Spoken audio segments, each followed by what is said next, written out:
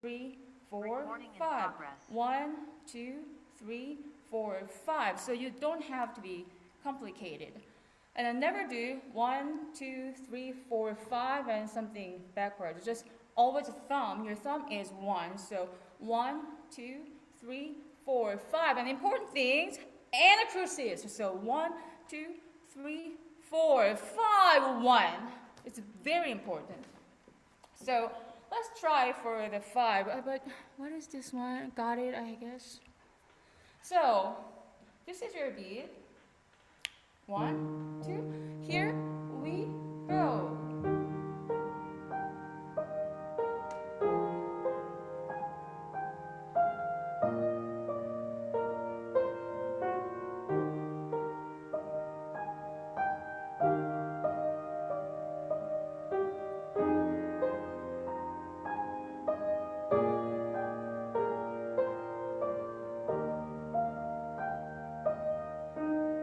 Finish. How is that? 5 is not so difficult. Okay, we can try some different beat. So I might just give a little shorter, little faster. In that case, please make sense. You know, we did it like that, ta, ti, ta, ta. Please focus on your space. If it's faster, the space is gonna a little shorter. So it's a new beat. 1, 2, here we go.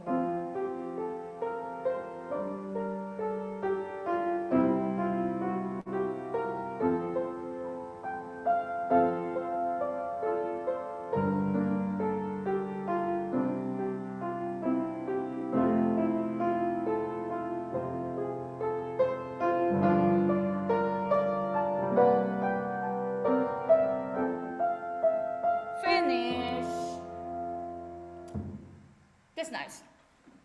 This time, if you can stand up, that's lovely. If you don't want, and at least you can rocking on the chair. I'm expecting almost everybody is sitting on chair. So if you can do like this way for everyone. Now I want you to clapping. So everyone, you can just 1, 2, 3, 4, 5. 1, 2, 3, 4, 5. If we are willing to stand, I want you can do 1, 2, 3, 4, 5. 1, 2, 3, 4, 5. In this case, the really important thing is please never ever do 1, 2, 3, 4, 5.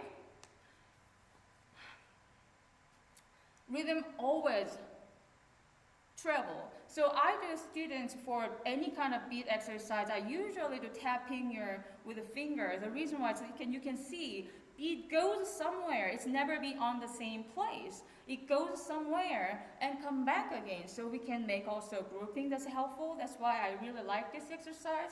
So as you experience, the beat goes around. So you can clap someplace.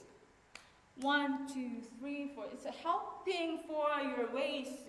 Weight change is really helpful. So let's try moving a little bit more with I will play the drum and you can just play. You can clap. Okay. 1, 2, here we go. 1, 2, 3, 4, 5. 1, 2, 3, 4, 5. 1, 2, 3, 4, 5. 1, 2, 3, 4, 5. 1, 2, 3, 4, 5. 1, 2, 3, 4, 1, 2, 3, 4, 5, and finish. It's not difficult at all. Okay, a little different tempo. If it's again, when tempo is changed, your space is gonna be changed. 1, 2, 3, 4, 5. It's fast. 1, 2, 3, 4, 5. 1, 2, 3, 4, 5. If it's slow, 1, 2, 3, 4. It makes sense actually. Okay, go for. So I will give a 5 beat. Here's your new beat. Listen, 5 beat, and we go. Here we go.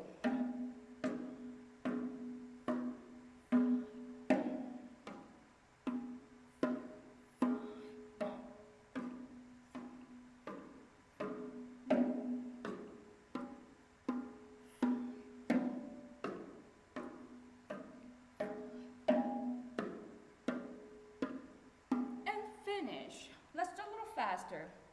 Your new beat. Here we go.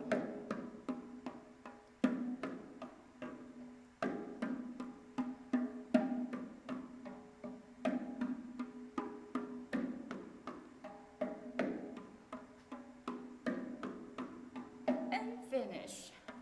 Why don't we try with the piano? Same thing. Please feel the one.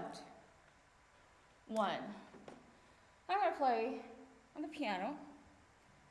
1, 2, here we go.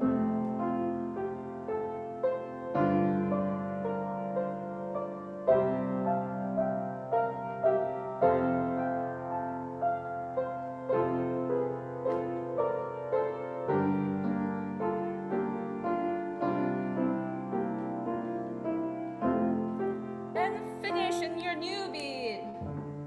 Here we go.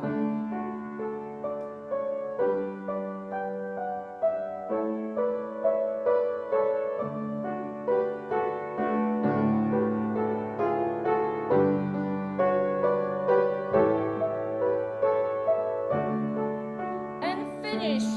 This is your new beat.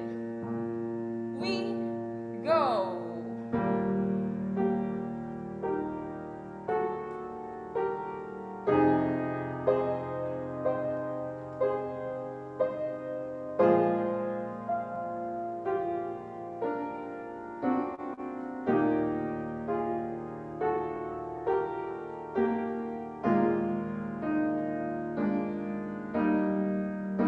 Finish. That's good. I really hope individual folks is doing a great job. So next one, we're gonna play the 5, and if I say hip, we're gonna beat is half time faster. I don't know, twice faster? Do I have to say twice faster? Is it right? Twice faster. So 1, 2, hip. Right? And I say back, and you go back to original tempo. So it goes like that. Hip, back. I'm not going to change it that fast, but that's the idea. I hope everybody got it. So, okay, this is your original tempo. Please don't forget about every one you can have a little weight. That's actually really helpful from my experience. Okay, this is your new beat. Here we go.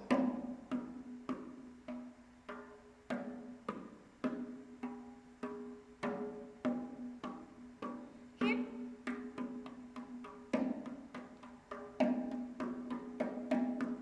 back,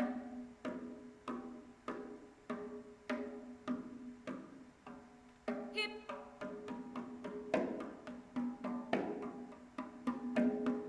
back,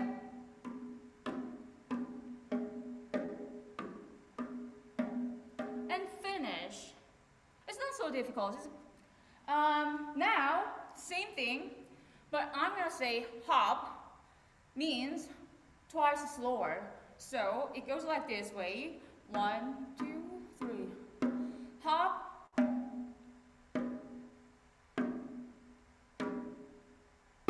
Back. This is an idea. So okay, let's try. Okay, let's faster a bit. Here we go.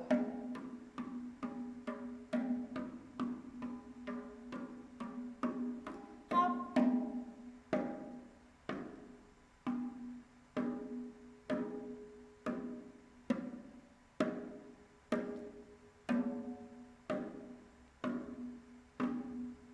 Back.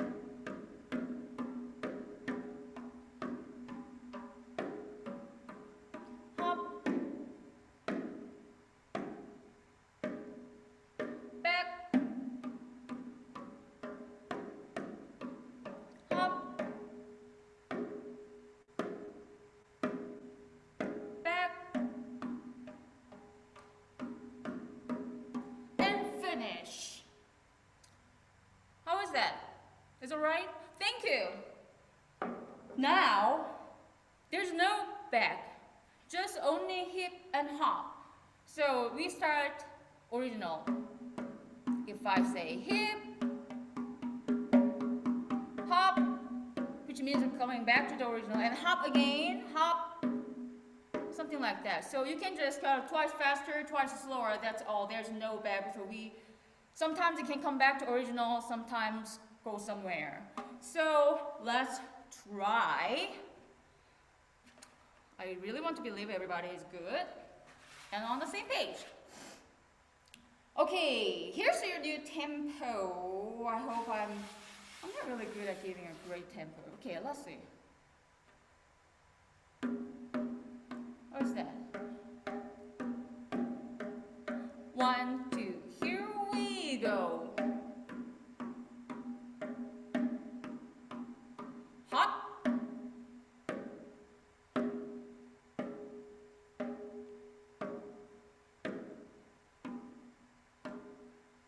Hip. Hip.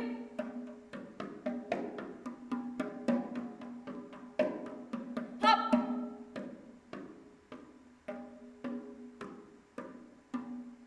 1. 1, just in case. 1. Hip.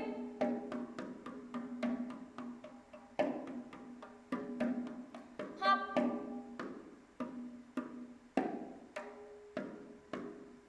Hop.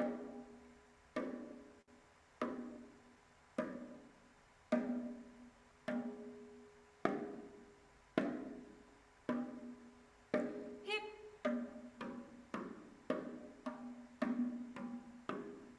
Hip.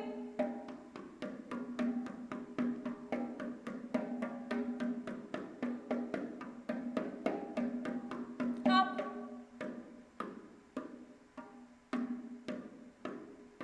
And finish. How about we can try on the piano? Because it sounds like more music. Okay, this is your new beat. Here we go.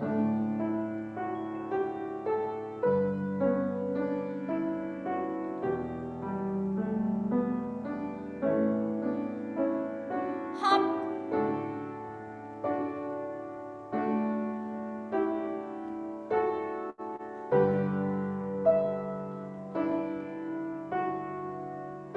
Hip.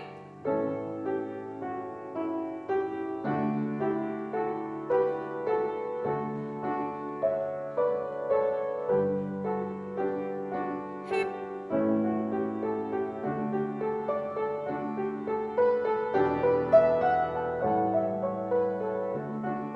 Hop.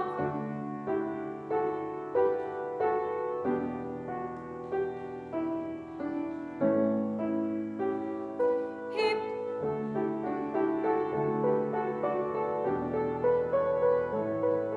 Hop. Hop.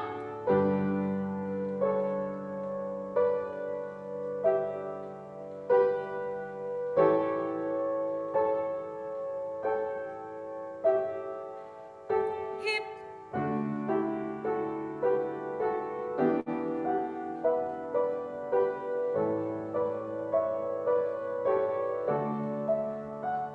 And finish.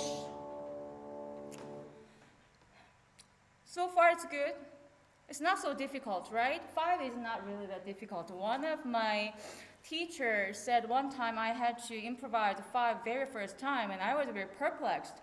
Well, I'm just struggling just improvisation itself, and I have to improvise in 5, really? And my teacher said, you have 5 fingers. I said, yes. So, oh, okay, I guess it should be very natural for me.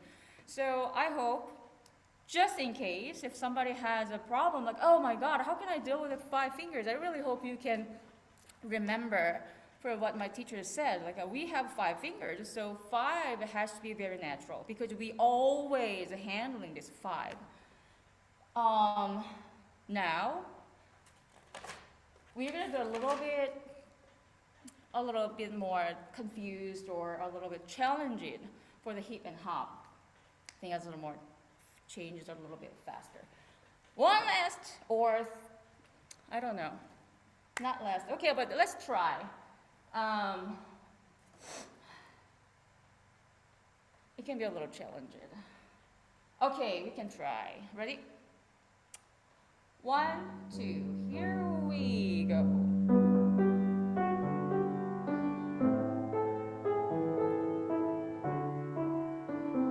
Hop.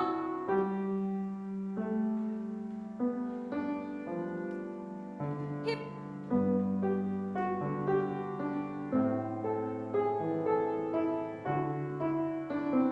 Hop. Hip. Hip. Hop. Hip.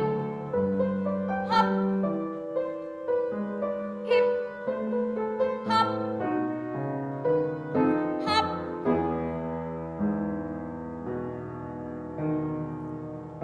Hip.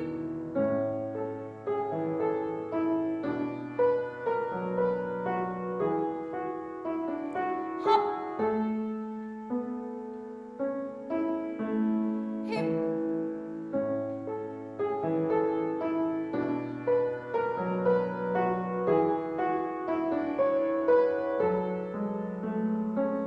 Hip. Hop. Hop. Finish. So the reason I played this one, hip and hop, is change the faster is because sometimes it happens if we see the score, it just changes every measure or every 2 measures, so we can be able to change our feeling because it's very different from we actually change the beat or just change the note value. That's actually very different. Okay, one last thing that I want to try with you, I deliberately made is 2 against 5. So, except one place. So, just in case if you are anybody is interested for the 2 against 5, you can do 2 against 5. Like 1, 2, 3, 1, 2. Just a try. Why not? It's workshop. So, they're just somewhere in my hand is going to 5, the other hand go to like. So you can try, so let's do the one last John, time. sorry, you have about 2 more minutes and then we'll do questions. Oh, is it? Yeah. If you have, we've got about 2 more minutes to wrap up and then we'll do some questions. Yeah. 2 more minutes wrap up and I'm gonna do, isn't that for until 40? Yes, but the last 5 is the Q&A. Yeah. It's gonna be done. Okay. The very last one. Okay, let's try. If somebody wants to try 2 against 5, please do. One last thing. 1, 2, here we go.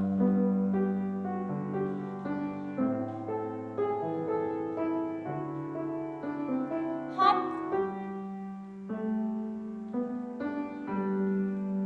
Hip.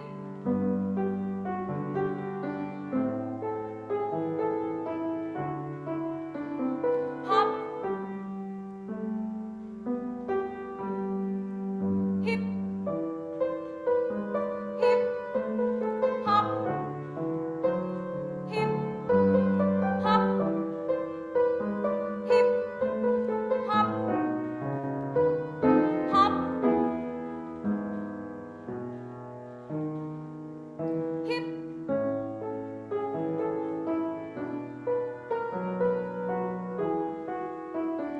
Hop. Hip.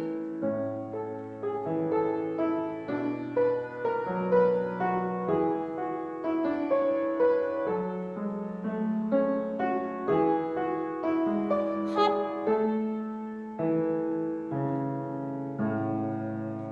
Finish.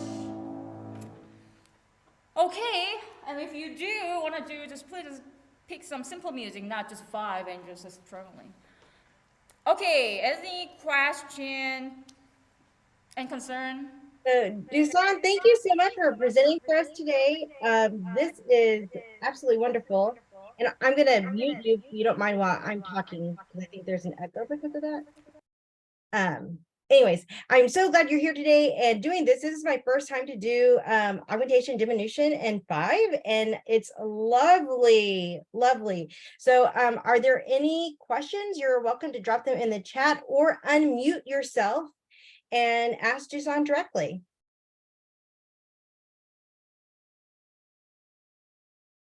And I have a question.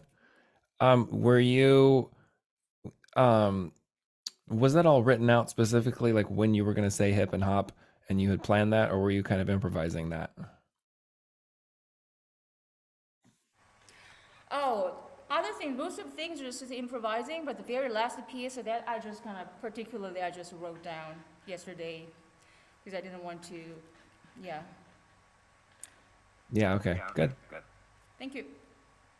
that's a great question, Clinton. We also have a question from Sky. And that question is, was all the music improvised or was it a written piece? I'm sorry, what was the question? Was all of the music improvised or was that a written piece? A pre-composed piece?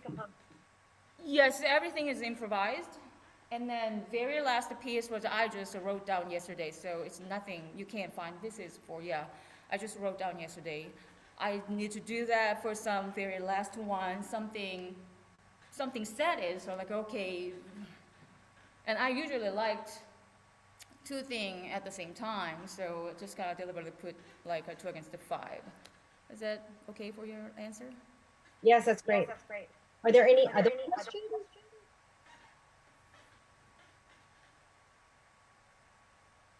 So I would just like to comment a little bit. The scaffolding that you provided us, I'm going to read you again, to go from doing 5, 5 just in 5 with the fingers and then moving to the whole body movement.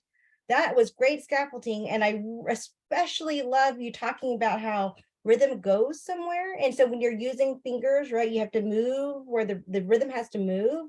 That was a great explanation, especially for someone that is new for Delcros, or like you said, for new learners. So yeah, I loved that. Any other questions or comments? Oh, Sky has a question. How many lessons would this usually take place to complete this whole process? Would it be over several lessons or in one lesson that you would do all of this with a student?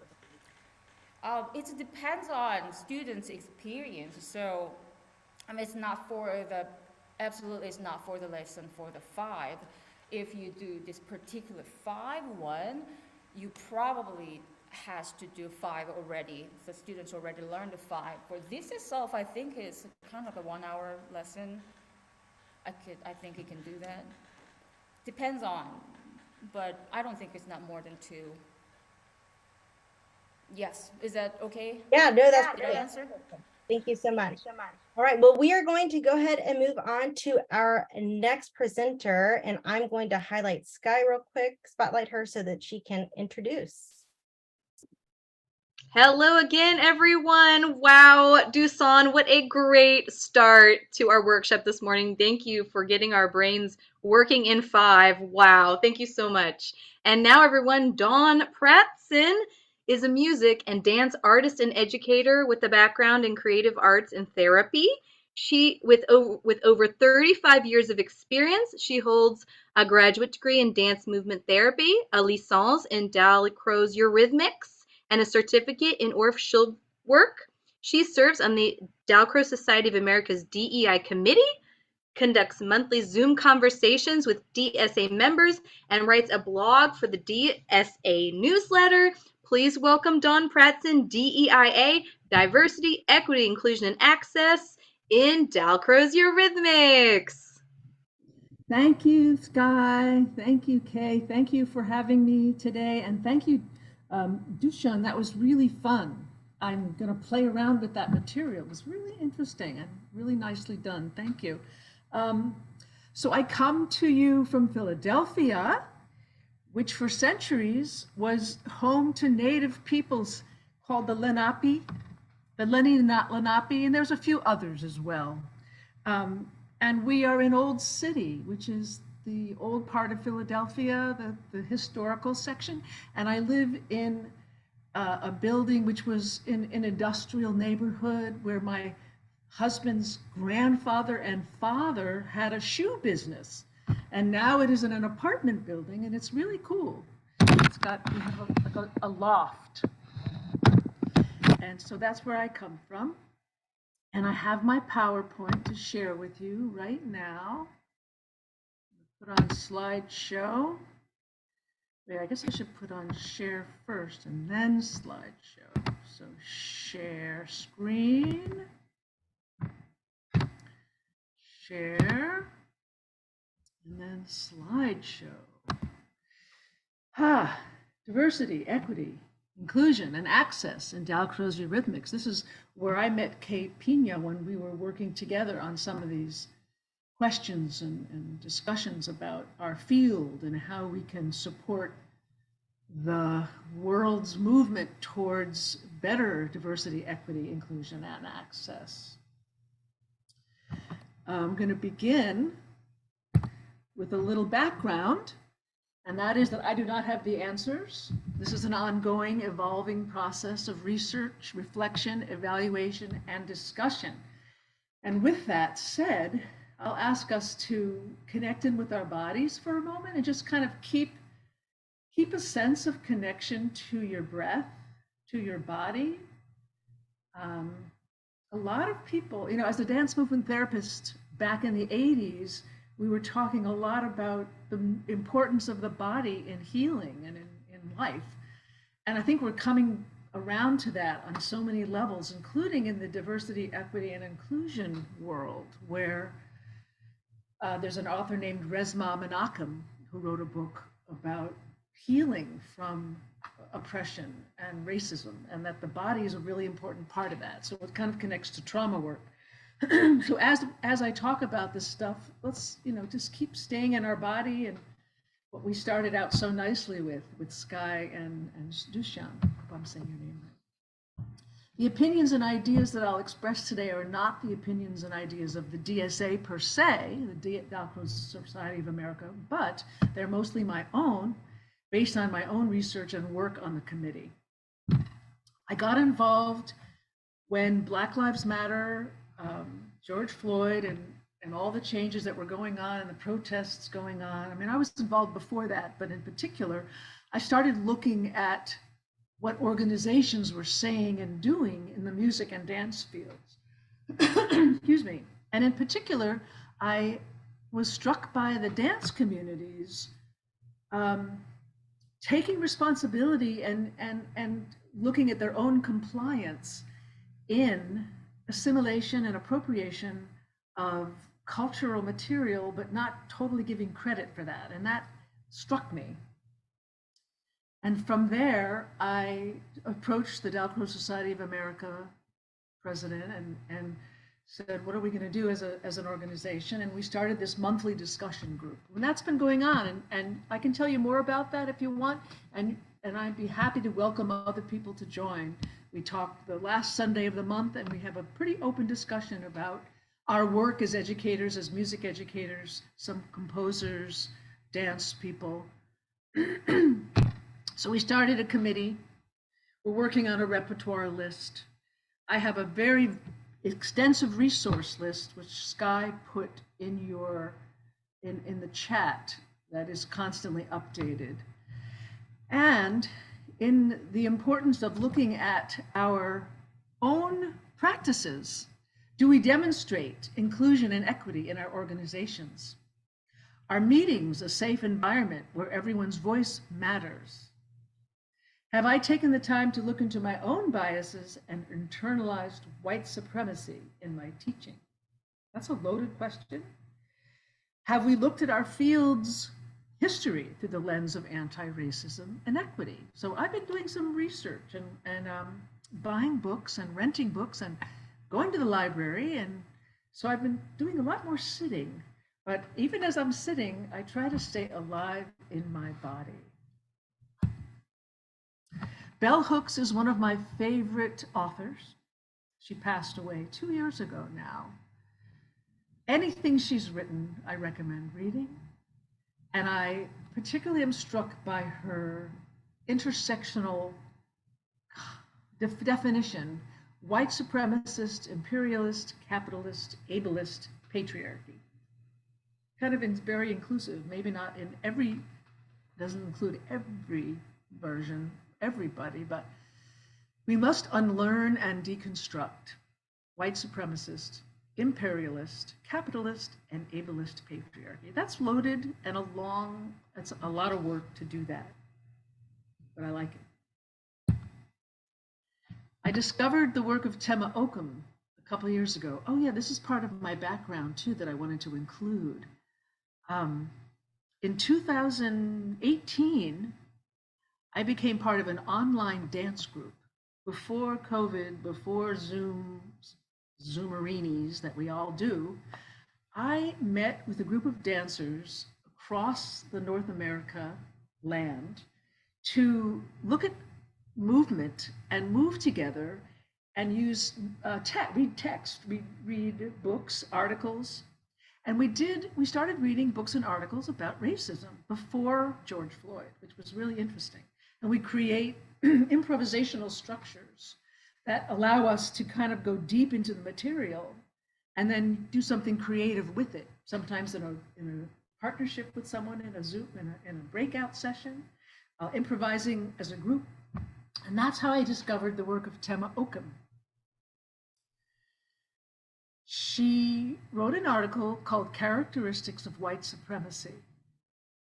And I'm not going to talk about all these characteristics, and I want to warn us to not take one and weaponize it, is what she says. Don't weaponize these things, just use them to gain awareness of the water that we're swimming in, which is white supremacy. Now, I know there are people that are against this frame of reference, and that's okay, and I've been paying attention to them as well. So, these characteristics of white supremacy: fear of being wrong or inadequate or excluded.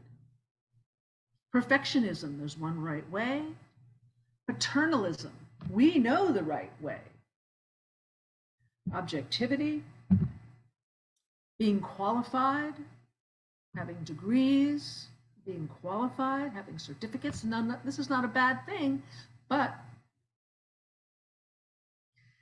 either or binary thinking, progress equals bigger and more, faster in some ways, worship of the written word, individualism, defensiveness and denial, urgency, and having the right to comfort, being entitled to be comfortable. Do we see any of these in music education and Dalcroze? I'll come back to this.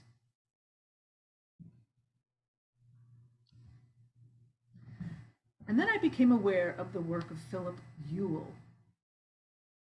He's a music theorist and a composer and a cellist, person of color. And some of you might know of his work.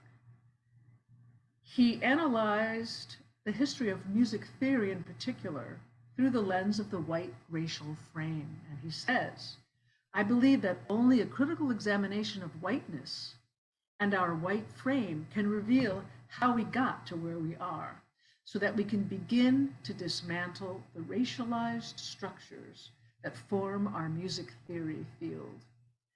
And I think that that pertains to music education field as well.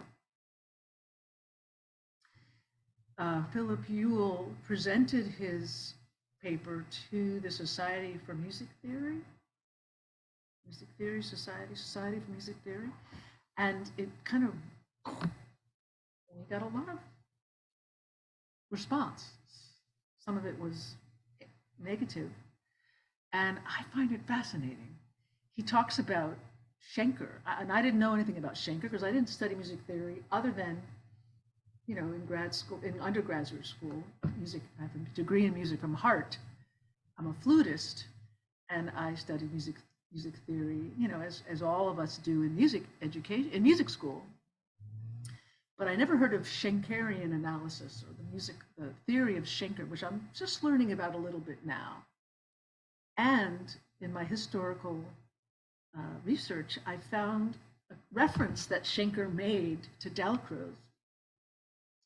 Schenker's was a bit of a racist, and he was Jewish, but even showed a little anti-Semitism in his thinking.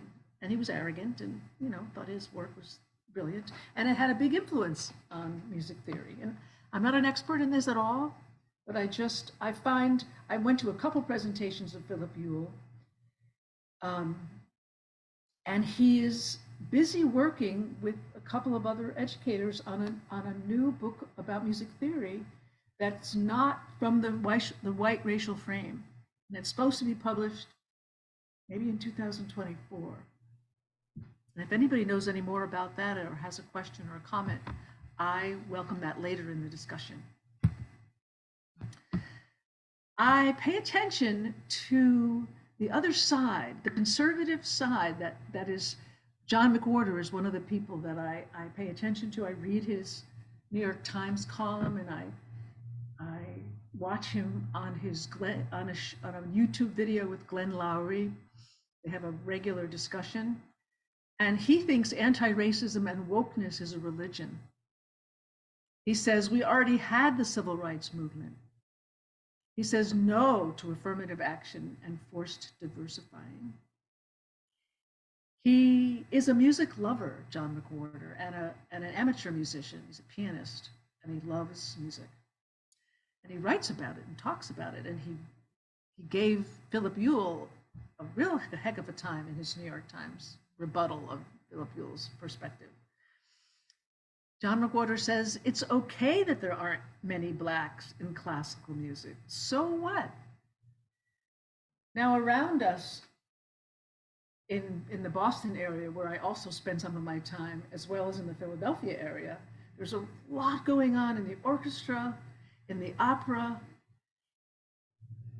in chamber orchestras, in chamber music series that is exploding with composers of color and instrumentalists of color and conductors of color.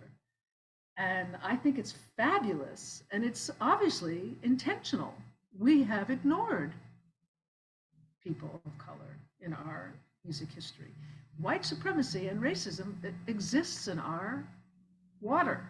But John McWhorter says that's patronizing to talk to Black people like that and to say that we need to have affirmative action and we need to get more Black people in classical music. I don't agree with him, but he has a strong perspective. We already had civil rights movement. It's just a matter of kind of pulling up your bootstraps in a way. And he says too much victimhood is dangerous. And I resonate with that. And I'm not a Black person of color. I'm a person of privilege. I'm a white person of middle and upper middle class background, and I have great privilege. So there's a lot I don't know. But I kind of resonate with that. Too much victimhood is dangerous. Now, John McWhorter is very anti-racist. Ibram Kendi, if you want to read some of his material, he talks about segregationist, assimilationist, and anti-racist. That we can be nothing short of anti-racist in our approach. It's kind of the opposite of John McWhorter. Okay, the time. Good. I'm going to move on. So I'm looking at our history, and let me go to the next slide. The first awakening that I got, I teach Laban movement analysis. I'm not a certified movement analyst, but I studied a lot of Laban, and I've used Laban in my teaching in teaching movement to eurythmics people forever. I love the material. I love Laban's theory. I love how it's broadened my movement range. I love how it relates to music. I love how the efforts and action drives are so applicable to music and movement connection. But Laban was a bit of a racist, and he was hired by the Third Reich to create a nationalistic German dance. And it was kind of a perfect match in a way. Laban had a big ego. He wanted recognition. He was struggling financially off and on, as artists often do. And he was recognized by the Third Reich. And he had a lofty idea about what movement is, that it purifies the soul. He had a mystical side to him, that the geometry, the sacred geometry of our space, and our matching of effort and space, our matching of quality of movement and spatial intention. It kind of makes us,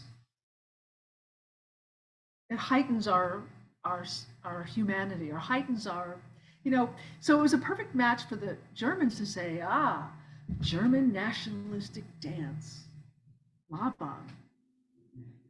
And Laban joined in with them, and he removed non-Aryans from his school as the Third Reich was developing its bigotry and its practices. And here's one of the things he says in his book. They say that the white American Negroes dances. They say that the white Americans dance Negro dances. But this is a mistaken idea. In fact, the steps are all of Old English origin and were subsequently imitated by the Negro and heightened into a virtuoso grotesque style. I doubt whether the Negro is capable of inventing any dance at all. If one hopes to find any kind of Negro dance culture here, one is in for a big disappointment. A gift for dance invention, as well as the higher development of the other arts and sciences, seem to be the privilege of other races. Page 133.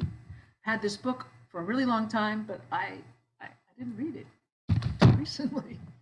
That's other than that online dance book group that got me, that was part of our motivation. A lot of us had all these dance books that we never read. That was part of our motivation. This idea of a virtuoso grotesque style is really interesting, because I was also studying minstrelsy, and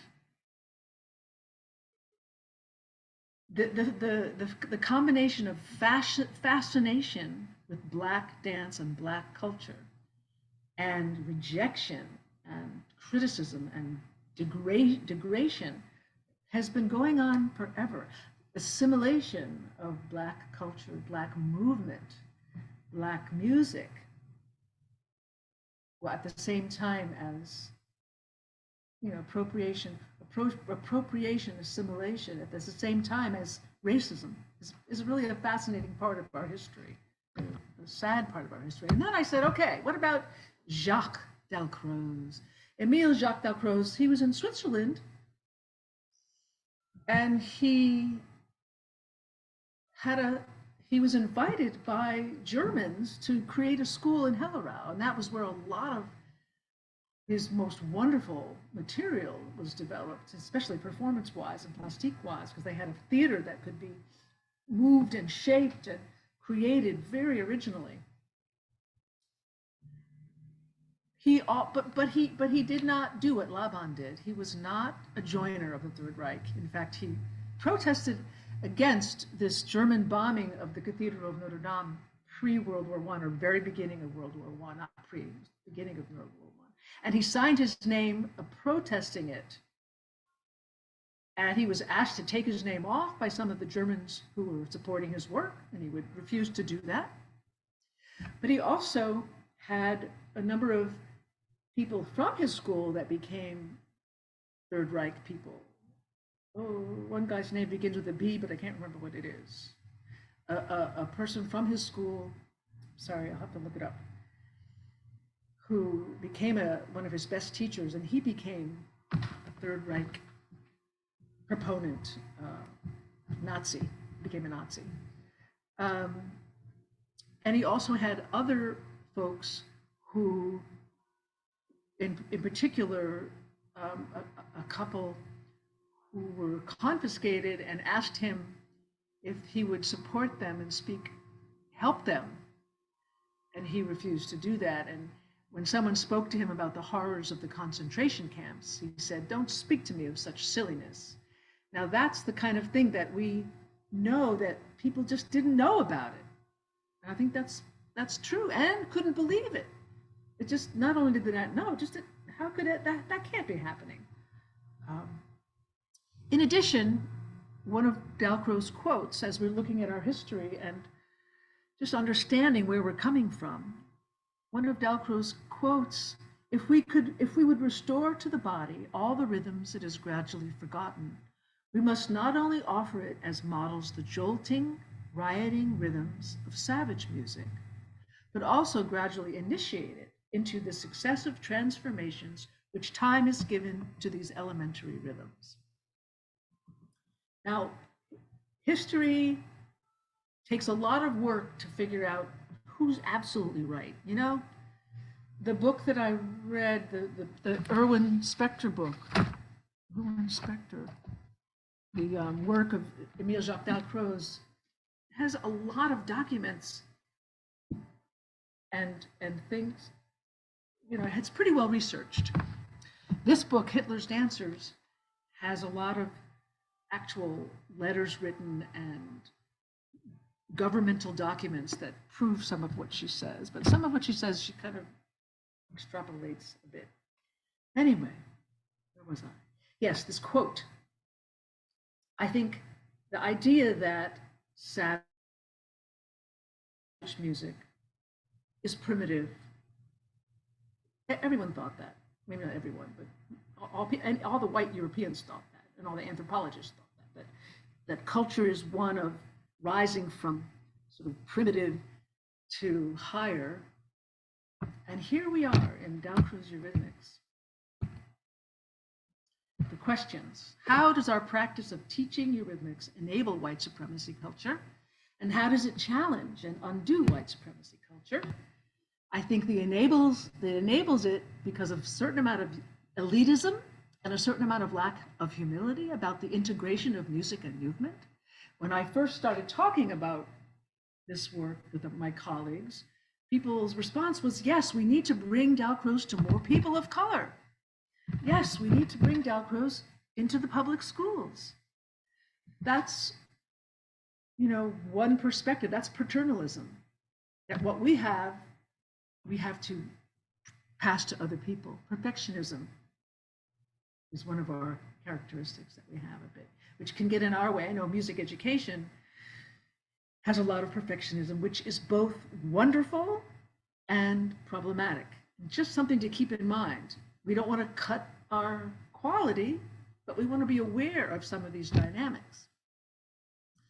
We have had an emphasis on white male composers, but we have been changing that. We have tended to cater to middle and upper classes because those people have piano backgrounds and music education backgrounds and are privileged. How Dalcroze Eurythmics challenges white supremacy culture, we're bringing the body and mind together. So we're bringing the lower brain and the higher brain together in kind of like more of an equal place. Dalcroze values lived experience and embodied experience almost as much as that written word and that written music, which we love. You know, we know that music education from the white European perspective valued our written music. We usually have some music sitting here, but I don't at the moment. We value that page, like music is on that page. And Dalcroze says, no, music is in here. Dalcroze draws upon community building and collaboration rather than top-down hierarchy, and it's adaptive. Teacher and students learn together. So that is my presentation. We have lots of time. Well, we have some time for discussion. About 5 minutes. Thank you, Dawn. Good. I'm going to, do you mind if stop sharing so other people we see other people's faces? I'm stopping sharing. And any questions or comments? You're welcome to drop them in the chat or unmute and join us. That is a lot of useful information. I really appreciate calling out our white supremacist past and being able to say what it is. It's really important for us to know what our past was and how that affects us. I personally really appreciate talking about how does Dalcroze both enable and challenge white supremacy and what we're doing now. Those are really important conversations. I think that's a great way to phrase it. You know, how are we possibly doing both? And then it's kind of hard to be a part of classical music and not in some way be a part of enabling. But of course, many people are now, working towards challenging that. And so what does that look like? Anyways, any comments, questions, or even maybe ways that you are challenging this in your own classroom? I'd love to hear that. I was going to do that kind of thing at one point, but it's so different doing a PowerPoint. It's so different than teaching eurythmics. It's like It is. Jason has a question or comment. Yeah, it's interesting. So I teach at University of Texas Rio Grande Valley, and when I'm teaching the big four, as I call them, it's interesting that I find myself, as I was listening to your presentation, biased towards Dalcroze, in that I point out Orff's shortcomings quite easily. And not that I have anything against Orff. It's just that I think that in my mind I've kind of idolized Dalcroze in a certain way, partly I think because his approach is the most appealing to me. But so this was very informational in challenging my own bias towards and recognizing that I need to do a better job of looking at the people that I put on a pedestal, instead of just assuming that because their approach is open and they were rumored to be, in the LGBT community, doesn't mean that they're immune to the cultural and significant times that in which they lived. So this is very interesting. And it leads me to the question, how, it's something I asked myself. So how can we make the Dalcroze approach in the way that we teach the pedagogy and the method, not just the history of it, more inclusive or more anti-racist rather than just inclusive? Because I think we want to move beyond that. So, what are some ways especially regarding race? I'm going to keep adding on to the question, because I noticed that when I attend Dalcroze sessions, when I attend workshops, when week-longs, it's predominantly people of white or European descent. So what do you think are the disconnections or the things that we need to do in order to show that we are combating racism and recognizing our own? What can we do? Great question, Jason. And I don't know if I have all the, I'm still working on an answer to that, but that idea that we reflect inside and we look at ourselves and our own background and our own biases, which is challenging to do, I kind of buy into that. I buy into that having that awareness is going to lead to a different, that's my hope. For example, now that I know this about Laban, and I think about the idea that we have this pure, this pure Aryan thing, and I think about what is natural movement? Who's determining what natural movement is? And I don't have the answer to that, but I find that informs my own thinking about my body and thinking about the words I use when I teach movement. And and I've always incorporated hips. I've always incorporated. I mean, there are some, black. I mean, the Nazis hated hip movements. They went through this phase. They went through lots of phases. They were pretty disorganized, actually. The Nazis went through this phase where they thought, social dancing, hip movement, jazz music, that stuff is not good, and that's part of our background, but doesn't mean that we're still there. But I just think about that informing my movement repertoire and the way I teach. And I could be surprised that maybe none of this really does have an impact on the way we teach. I don't know exactly, but I think it does. I know that for me, yes, Mesma Menachem is great. For me, I know that I had unconscious bias as a teacher. You know, I'm kind of retired now. I do some teaching, but in the public school setting, I struggle with that.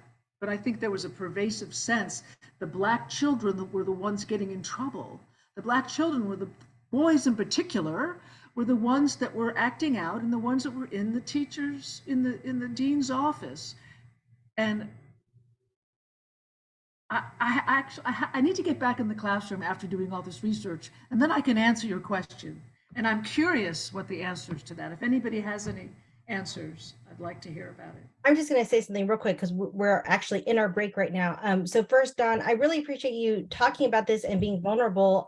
This is a very sensitive topic, as we know, and it can be really hard to frame yourself as a learner, and you know that this is an ongoing process. So I appreciate you sharing, you know, what this process looks like for yourself.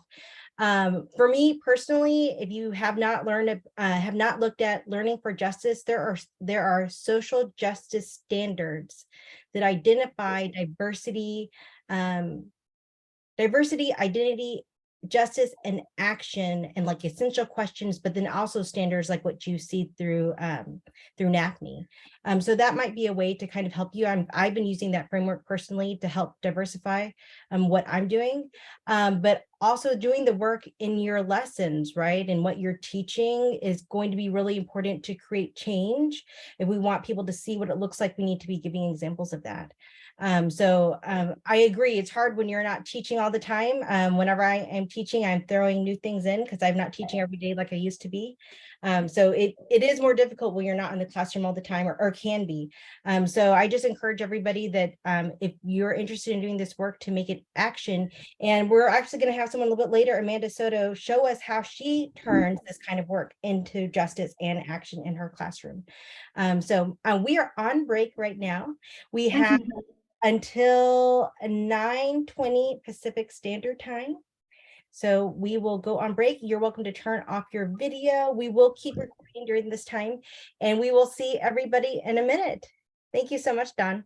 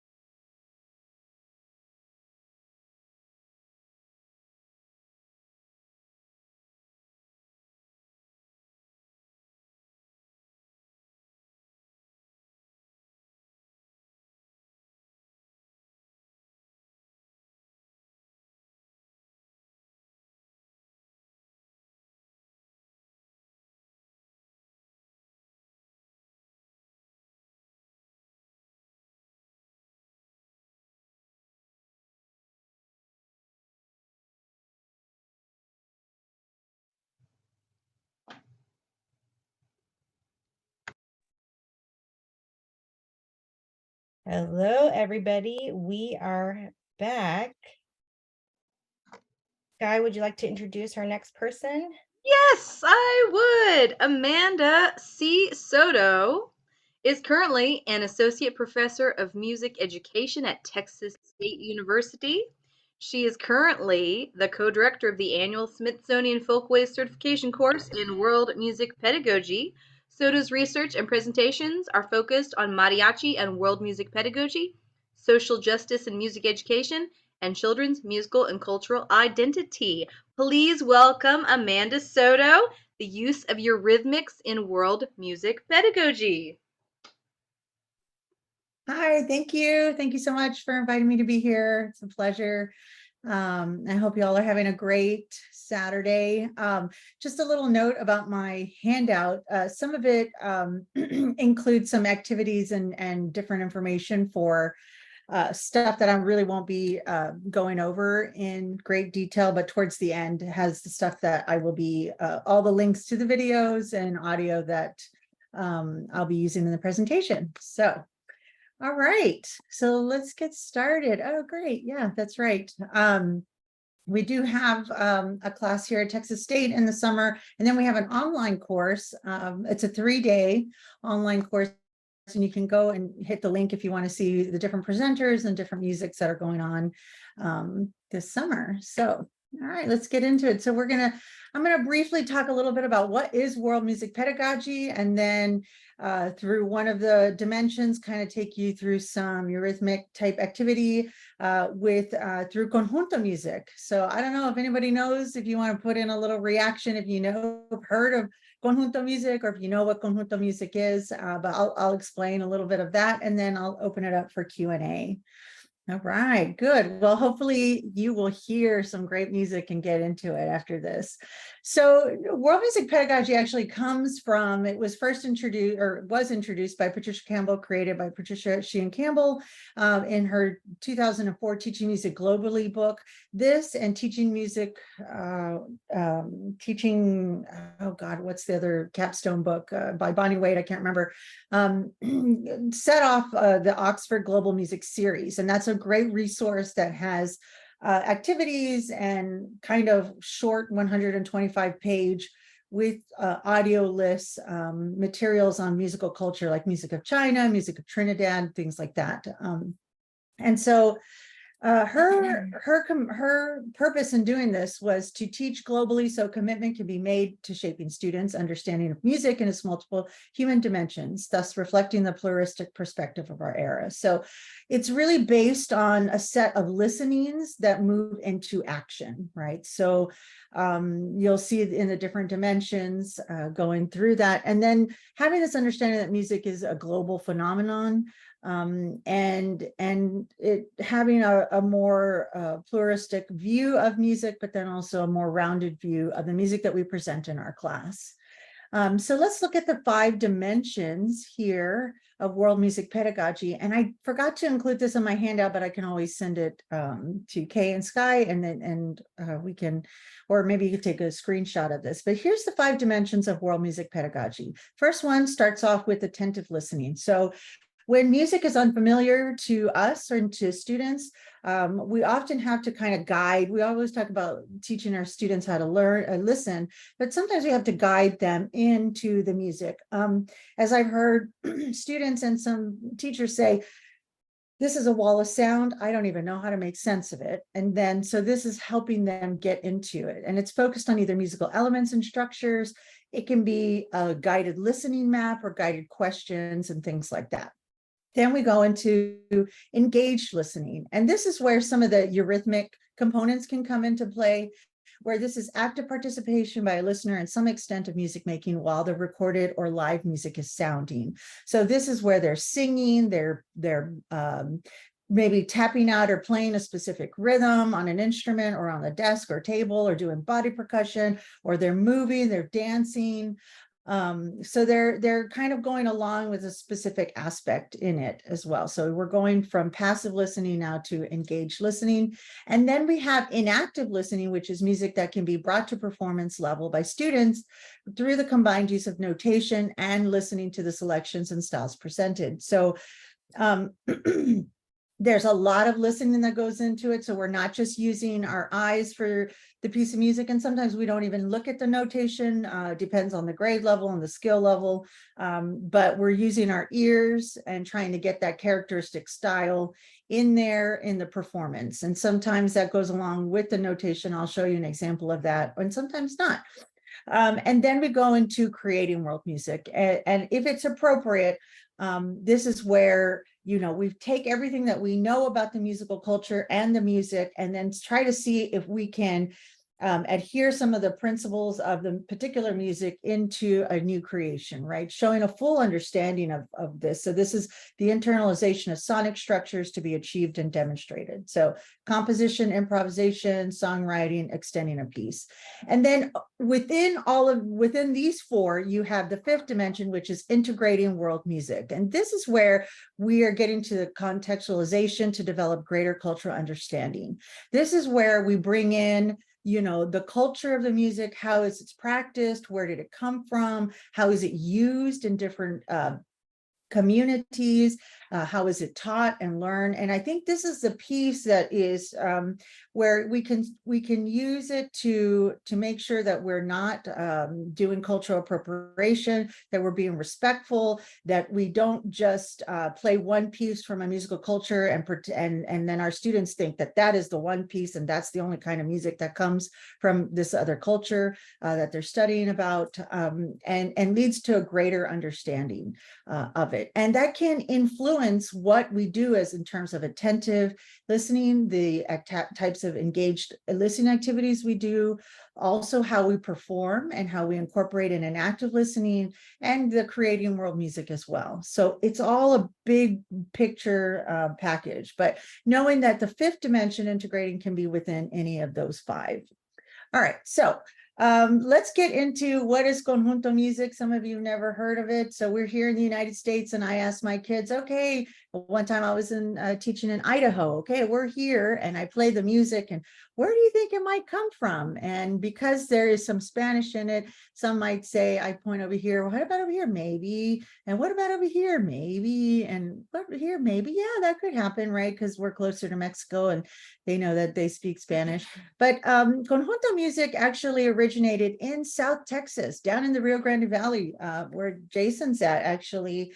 And it has influences from Northern Mexican music, norteño music, but it also has influences from the German, from the European immigrants that came to Central Texas. So you got the Czech, the Polish, and the German immigrants. And so that's why you'll see a lot of crossover in some of them in musical styles that I'm going to be playing for you as well.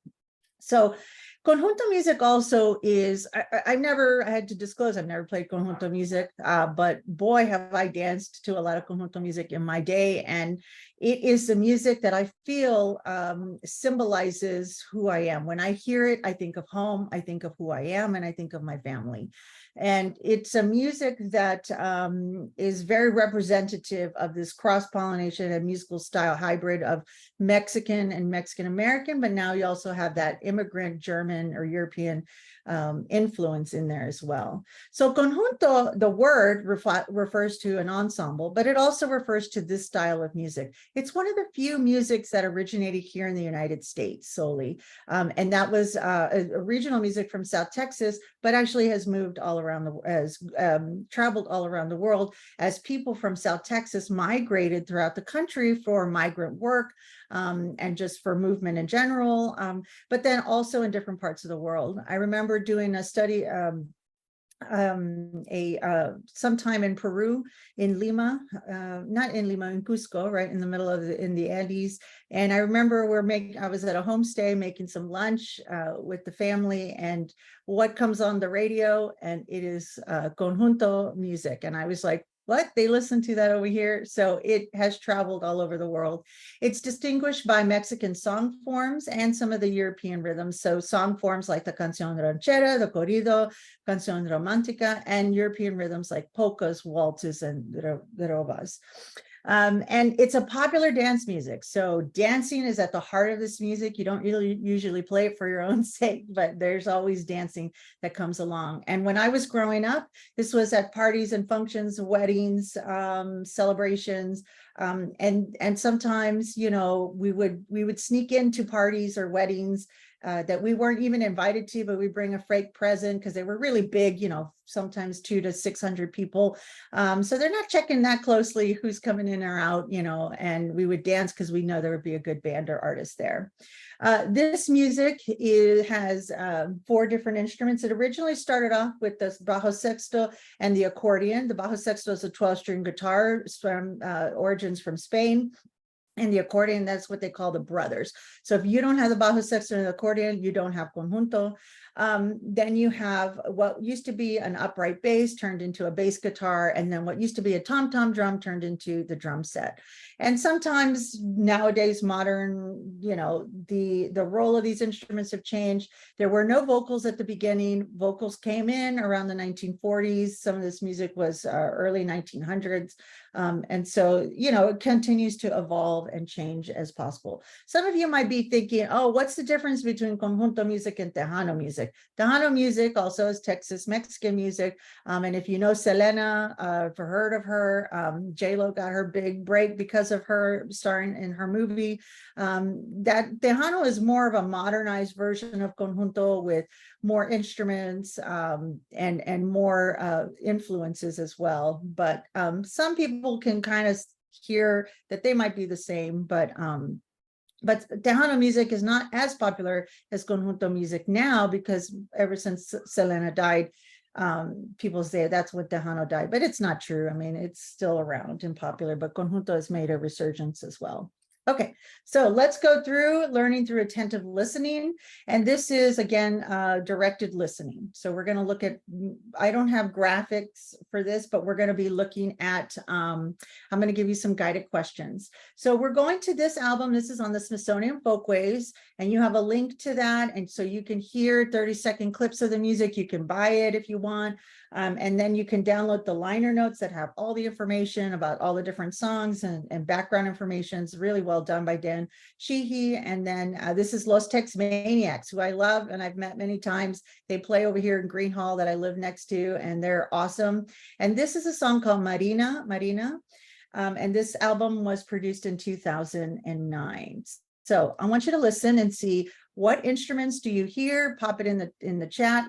How many singers, the style of song, language, anything else?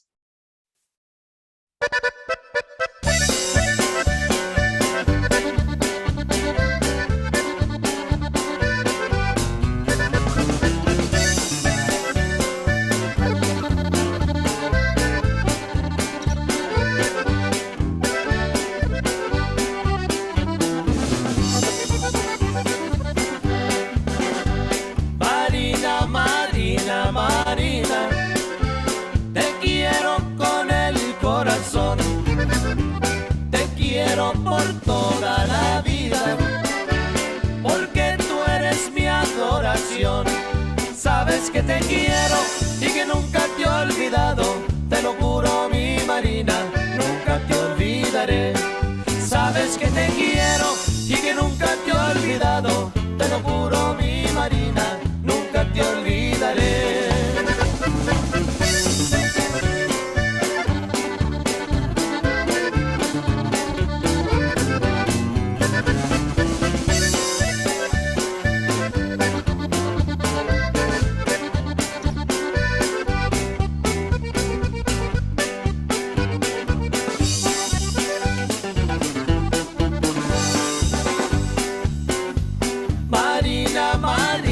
Marina, I love you with all of my heart.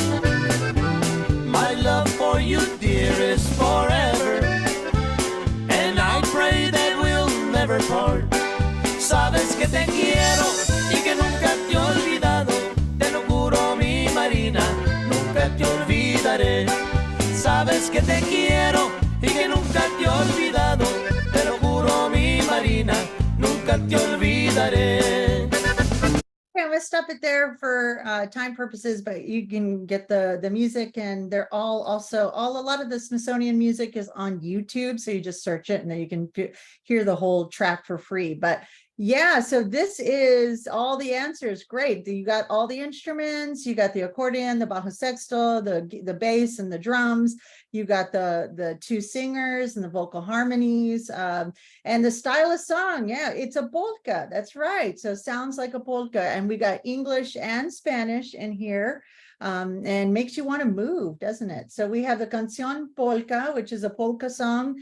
It's a dance and genres of music originating in the 19th century in the Czech Republic that spread to other parts of Europe and then around the world.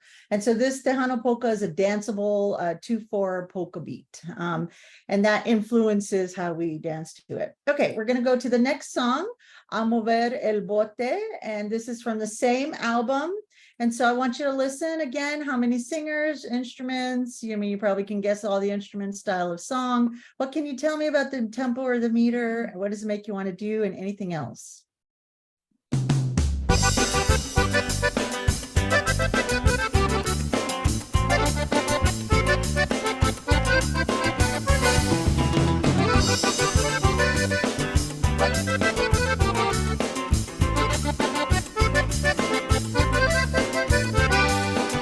Véngase mi preta linda, venga vamos a bailar. Vamos a mover el bote porque la vida hay que gozar. Muévele, muévele, prieta, muévele, muévele así. Porque tú eres la reina y esta cumbia es para ti. Ay, ay, ay, ay, a mover el bote. Ay, ay, ay, ay, a mover el bote. Ay, ay, ay, ay, ay, ay, ay, ay, a mover el bote. Ay, ay, ay, ay, ay, ay, ay, ay, a mover el bote.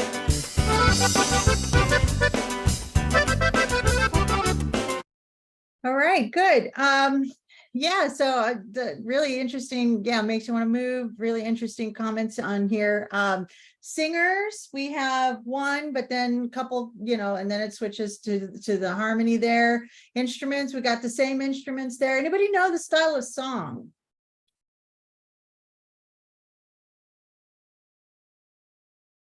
Okay, well, it is, yes, Jason, it's a cumbia. Very good. Yeah, it's a cumbia. What about the meter? We got like a 4/4, so okay, that's good. Or you could do it, 2/4. What does it make you want to do? Makes you want to move and dance.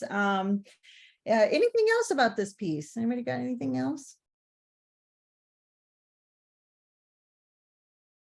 All right, so a cumbia actually is a contemporary Colombian dance rhythm that really has grown in popularity among Latin American countries, especially in Mexico and Central America. Cumbia, you can hear it in mariachi, you can hear it in salsa, you can hear it in conjunto, norteño. You can hear it in a variety of different genres as well. And so the song style is used in a variety of different musical genres. And the tempo is moderate and the harmony is fairly simple. And the anacruz is dum, dum, dum, dum, dum, dum, is kind of like that underlying beat. And it just makes you want to move. Yeah, some of the lyrics are repetitive. Yeah, that's great. All right, so for the last piece we're going to do today, we're doing a redova, and this also is from the same album. So again, some of the same questions. What do you think? What do you hear?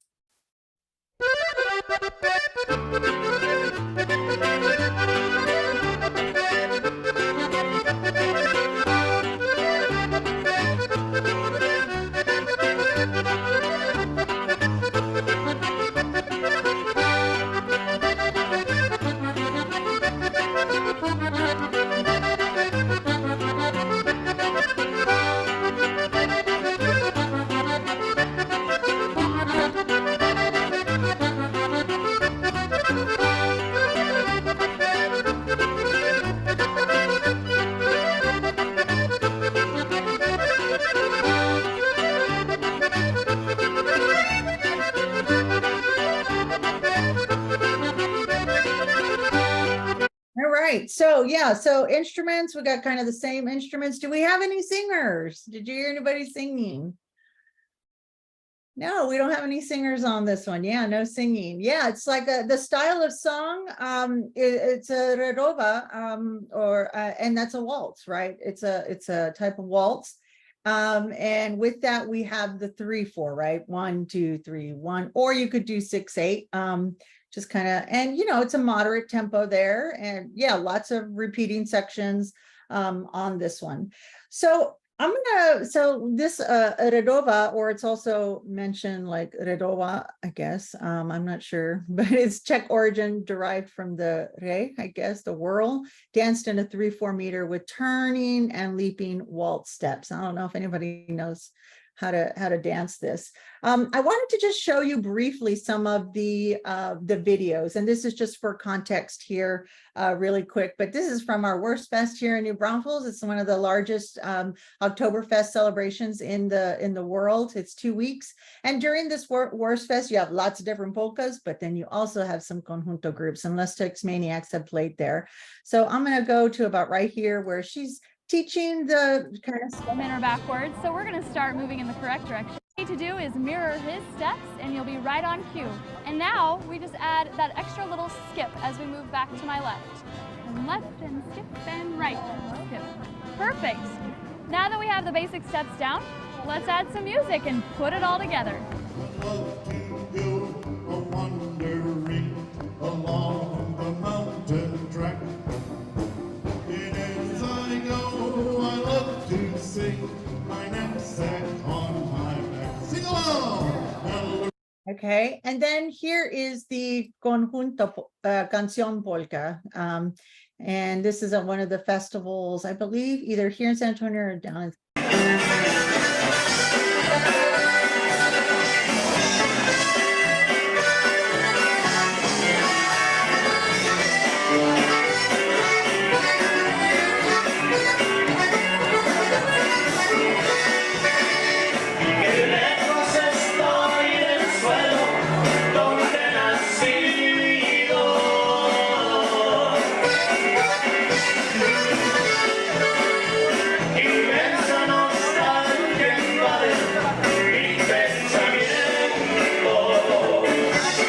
you've got a variety of a bit of some differences. They don't necessarily have that hop in there. And I know there's different ways you can dance the polka here too.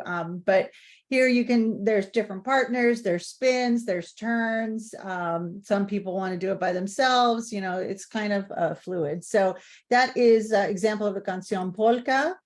Here's some cumbia basics here. So I won't go through the whole video, but there's some good ways in terms of how to dance and teach your students. Hey everyone, my name is Quick, quick, slow, quick, quick, slow, and quick, quick, slow.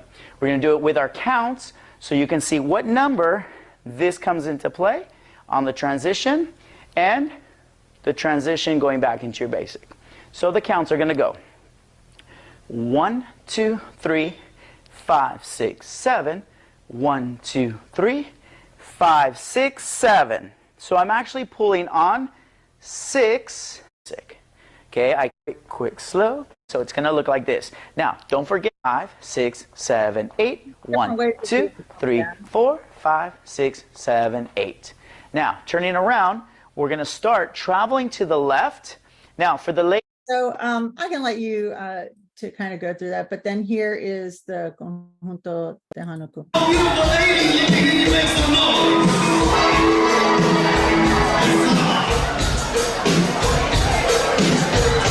We got Ruben Vela, the third right here. And right here we got Atlanta, Georgia, que se oiga. Ahí que Ruben Vela, señora. Amiga, acá empieza la amiga. Y la nevera, güey, we got la nevera.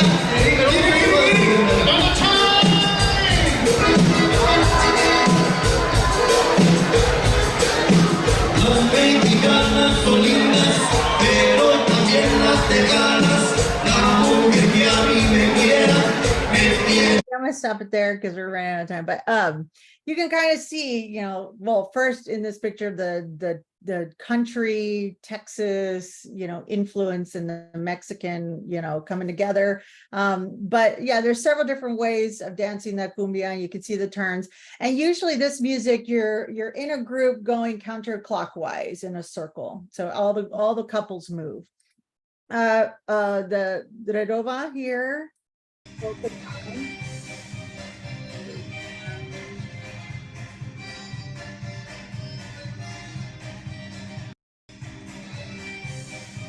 And then you've got, it's not great video, but it's a video of this. Oh, there's the sound. Oh, there's the sound's not on, I'm sorry, but you can kind of see that's the Rerova and how they're dancing it there. Okay, and those videos again are linked in the thing. So we're going to go through engaged listening now. So this is active participation. Again, this could be singing, clapping, stomping, playing a rhythm, but it could also be the movement, right? So we're going to come back to this first one. All three of them, actually, we could do the same thing. So what I want you to do now is I'm going to play Marina, the polka, and I would have the kids just kind of walk to the beat. Or if you're sitting in your bed or whatever, maybe do some body percussion to it first.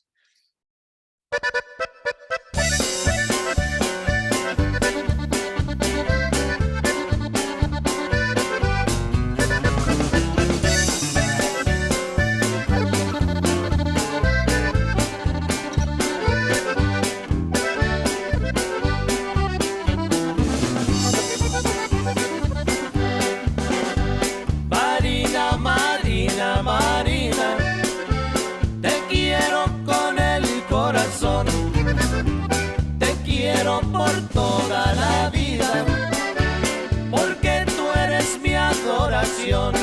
Sabes que te quiero y que nunca te he olvidado, te lo juro, mi Marina, nunca te olvidaré. Yeah, so what, when the students have some space and they're not being told exactly what to do at this point, they're walking around, they're kind of feeling the beat. Then you can talk about the meter, the 2/4 or the 4/4, the duple nature of it, the tempo, and then how are their movements kind of guided along with the song? And does it make them ever want to turn? This is where you could start off with this, maybe then show them some videos of the dancing, and then see if it kind of influences. But first, I think it would be cool to have them be able to listen first and do it before seeing kind of the videos there. And so we would do this with all three. So here's the next one. Let's see, just walk to the beat.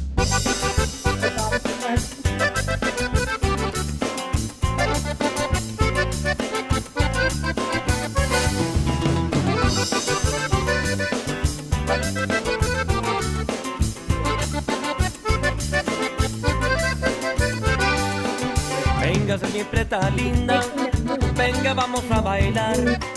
Vamos a mover el bote porque la vida hay que gozar.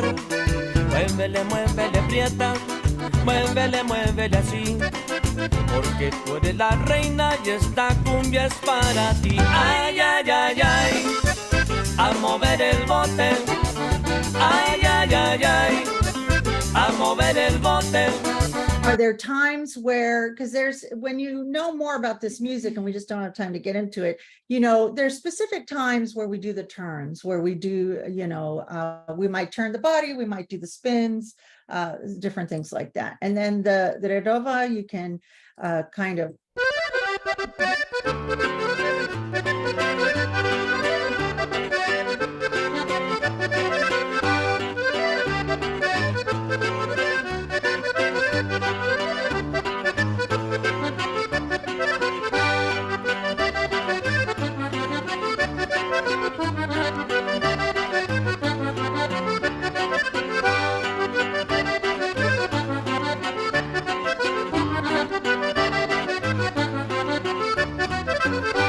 Yeah, so I think you all are the experts, in Eurythmics and in Dalcroze, but I think you can probably tease this out a bit more in terms of how you want to sequence and scaffold it. And then you can go to how do you really dance this music and then use it. I've danced with the little ones, K through 5, the cumbia, and the polka. And sometimes, they don't want to dance partners. So, sometimes we leave it kind of open and then they just kind of do the movement and the steps, but they're pretty good at getting it.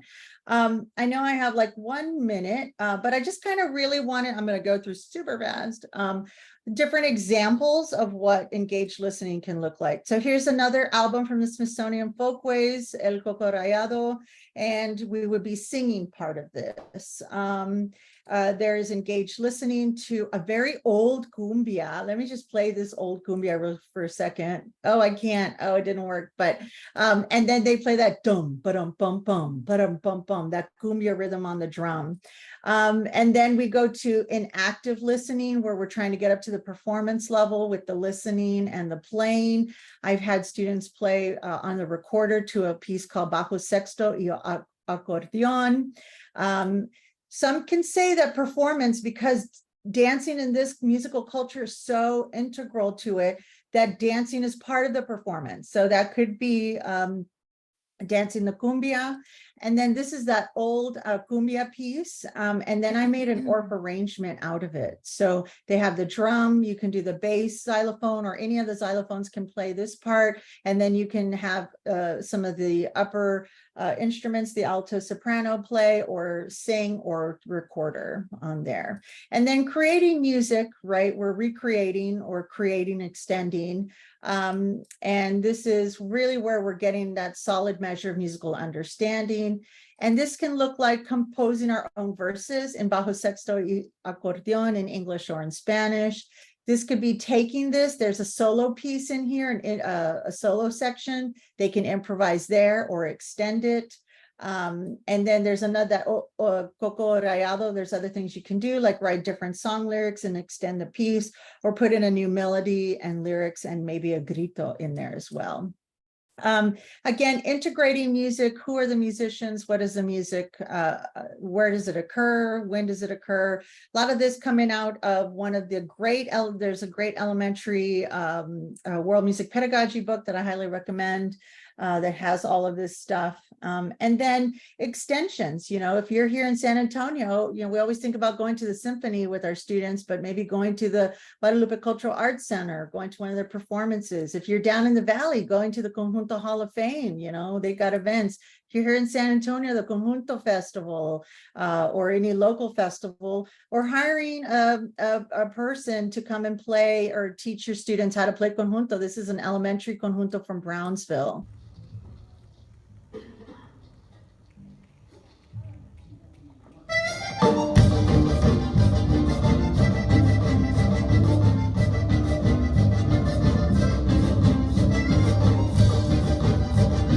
So they had like 10 or 15 songs, and that was at a TMEA performance. Okay, so I've talked enough. I'm opening up to questions.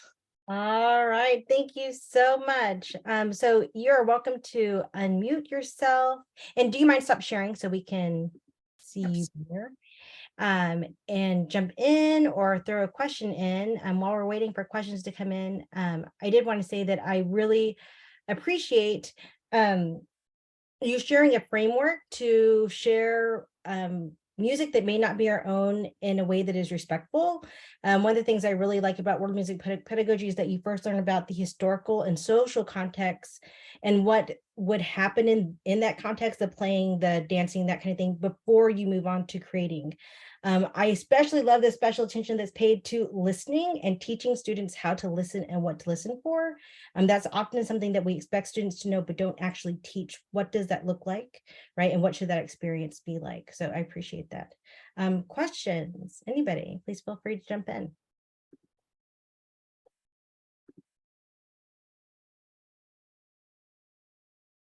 Oh, well, I will ask a question then. What made you decide to start using conjunto music in your classroom?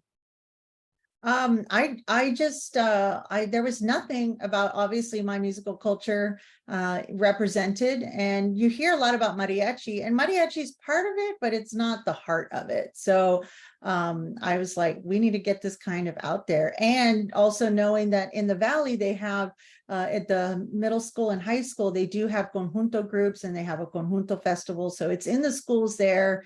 And I've been wanting to do some research down there, you know, on conjunto pedagogy in the schools, but just haven't had a chance to do that yet. But yeah, so that's kind of why I started getting it in.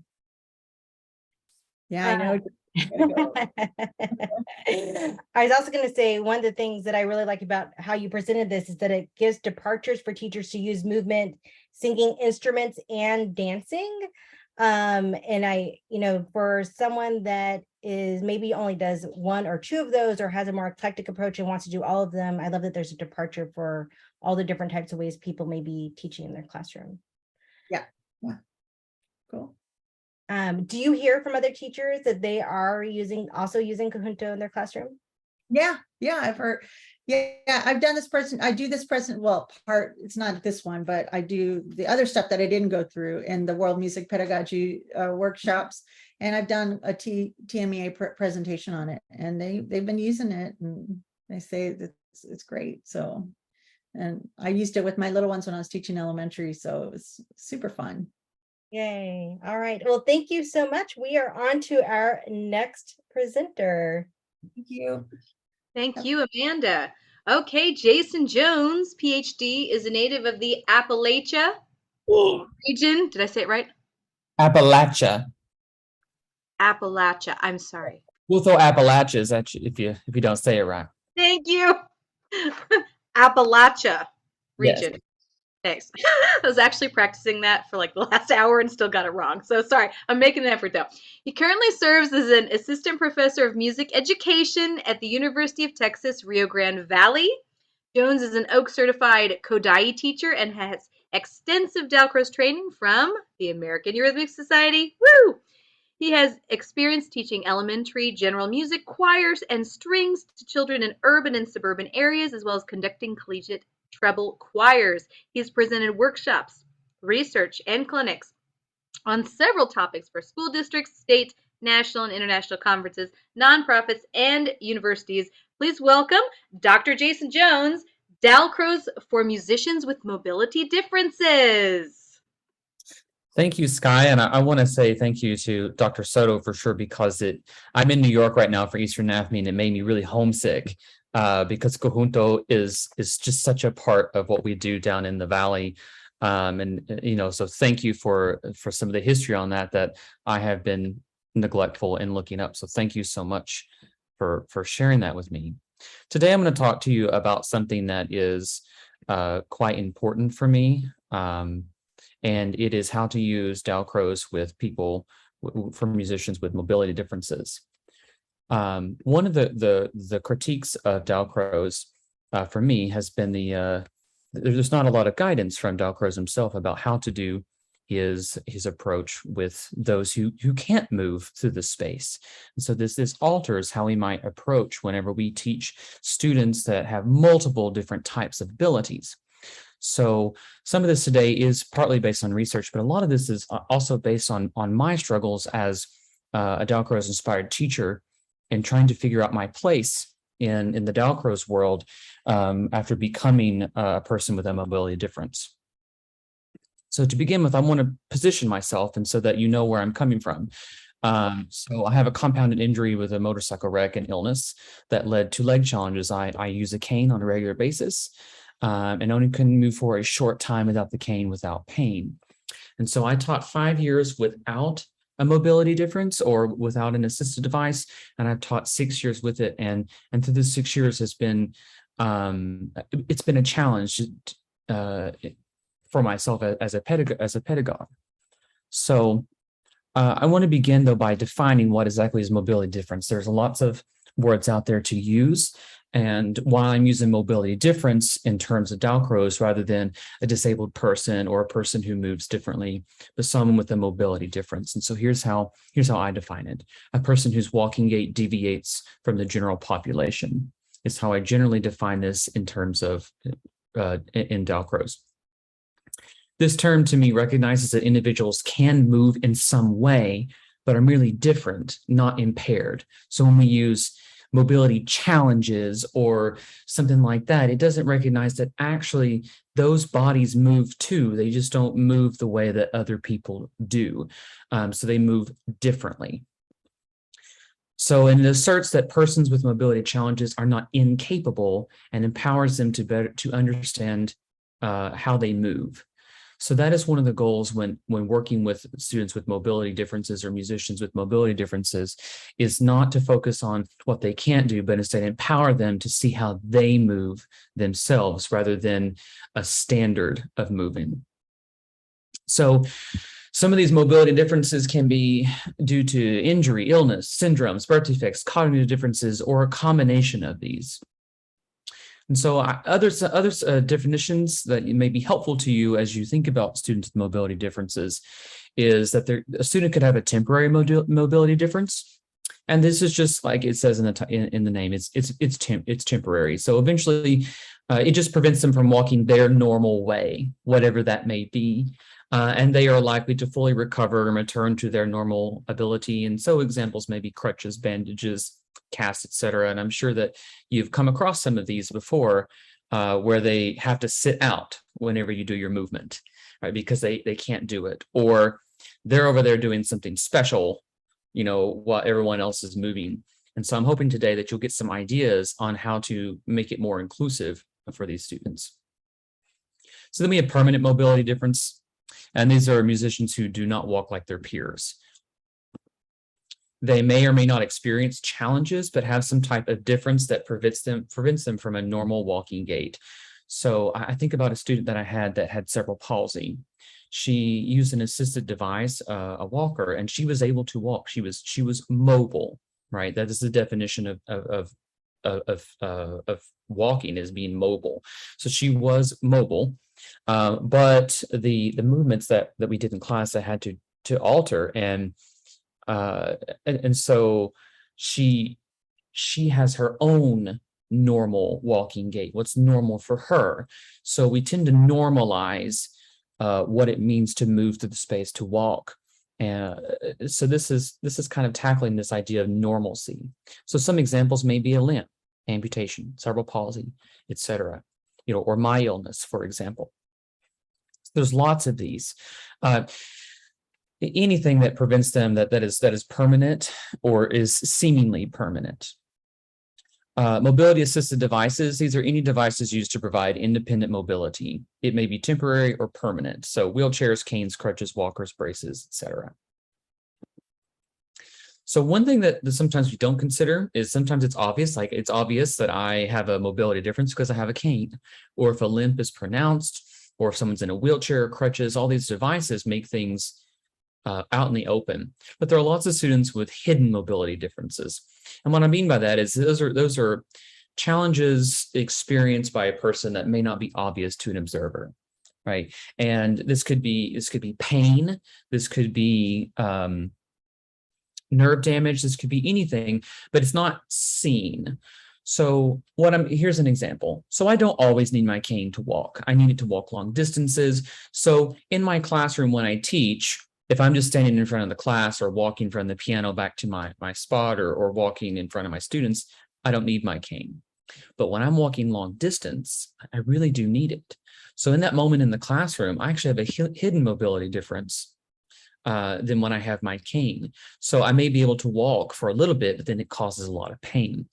So they are sometimes diagnosed and sometimes not. But it can cause the individual to move differently or experience pain in a different way. And the student may not know. There may be something wrong, especially with children. There may be something wrong with them and nobody knows, but they are experiencing something different from what their normal gait would be. So here's how this shapes the mindset. So first, the Dalcroze approach is for everyone. Absolutely everyone. It can be. We have to change the way that we think about it. And so the way we do that is students with mobility differences, they can have the same feeling of embodiment, the sense of mind, body, and the resulting in emotions. They can have those experiences without moving in what is considered the normalized way. So what we want to do is we want to focus on what students can do versus what they cannot. And I think Dalcroze, I think Eurythmics is especially positioned for this because it's all stemming from the body itself. I think other approaches are too, but in Dalcroze, it comes from what the body motions can do. So in other words, avoid becoming too prescriptive on what type of motions represent certain aspects of the music. If you, for example, if you're doing a harmonic activity where you're playing on the piano, and the students are moving forward for 1 and backwards for 5 or whatever it is, That'll have to change. So it can't always be prescriptive in that way. So being flexible and open and focusing on what they can do. Give the option for all students to do the modified activities. And that goes back to the hidden disabilities, excuse me, the hidden mobility differences. So by giving the option for everyone to do it, the person with a mobility difference gets a choice. And I'll show you some examples in just a minute. And they get to determine what they can do versus you determining what they can do. And that's really important as a person with a mobility difference, is I actually get to determine what I can do. And when someone else determines that I can't, that's when it becomes a disability for me. Being flexible and having patience with these students is really important. And I know that all of you probably already believe in this too, but sometimes we just need to be flexible and patient with yourself, not just with the student. And of course, repeat and adjust the modification as needed. It doesn't always have to be the same. If it's not working, change it until you find something fits or work with that student. So here are some suggestions and approaches for our 3 pillars in Dalcroze. So first I want to address the pillar of eurythmics and moving through the space. So I suggest that if you have a student with a mobility difference, is you shift the emphasis from the feet to hands on the sternum, right here, as you can see in the camera, or some type of movement with their arms. Because time and space energy, we often discuss it with our feet. We discuss the space between our feet and moving, right? But you need to ask yourself or observe and say, well, how do my students move regularly when they move through the space? They may have a mobility difference, but they're getting from point A to point B. They got to your classroom some way. How did they do it? And can you use that in order to help them feel the time, space, and energy that you typically would feel with your feet? So for example, a student in a wheelchair, they roll, they push themselves through the space. So the motion that they're doing is with their arms and with their upper body if they can't use their legs. So perhaps instead of discussing moving your feet a certain way, maybe you're discussing with the class in general about the way that the body, the upper body, is moving through the space rather than just the feet. So here are some examples. So galloping, skipping, marching, walking, and the hands, whatever you're clapping with their hands. You can use hands or puppets to emulate these motions. I'm sorry for this typo. But these puppets, so if the puppet is on the hand, the puppets can gallop and skip because it's the idea of feeling it, not that they accurately perform, because they may not be able to accurately perform a gallop, skipping, marching, etc. But they can simulate and feel what it is like by watching other children and simulate it with the puppet or with their hands. You can also describe how the body feels, or ask them to describe how their body feels and when they move. Having them describe how their body is also gives you insight to what they're feeling, because we label these galloping, skipping, and marching because those are the movements that we're used to doing, and that's what we feel. But if a student has a mobility difference, they may be able to feel something different or relate it to something that they're doing. But by asking them to describe how they feel, you're not placing a label. Okay, think about like this. Think about like this. But tell me, listen to this, or you could do the just what Amanda just did and ask the questions. How did this, and she had this was the third question. What did this make you want to do? That's an excellent question to ask. And it's very inclusive for those of us with mobility differences, because I would say galloping and skipping because I did it when I was a child. But if I've never galloped or skipped, I'm probably not going to use that language. I'm going to use something else. So here are some possible questions. How does your body move when you feel these things? So this is what we call the groupings in Dalcroze. So how does your body move when we listen to this piece? How do you feel it? Let's see if we can move our bodies without moving our feet, right? That's very inclusive for someone with a mobility difference, because it recognizes that I'm not the only one. Just checking the chat. So let's pretend our hands are our feet. How would they move? Let's pretend that we're our feet. Walk, walk, walk, walk, running, running, running, running, walk, walk, walk, gallop, gallop, gallop, gallop, gallop, gallop, gallop. And then you can transfer that over to drums, and it's a feeling of it. All right, you can still feel it in your body.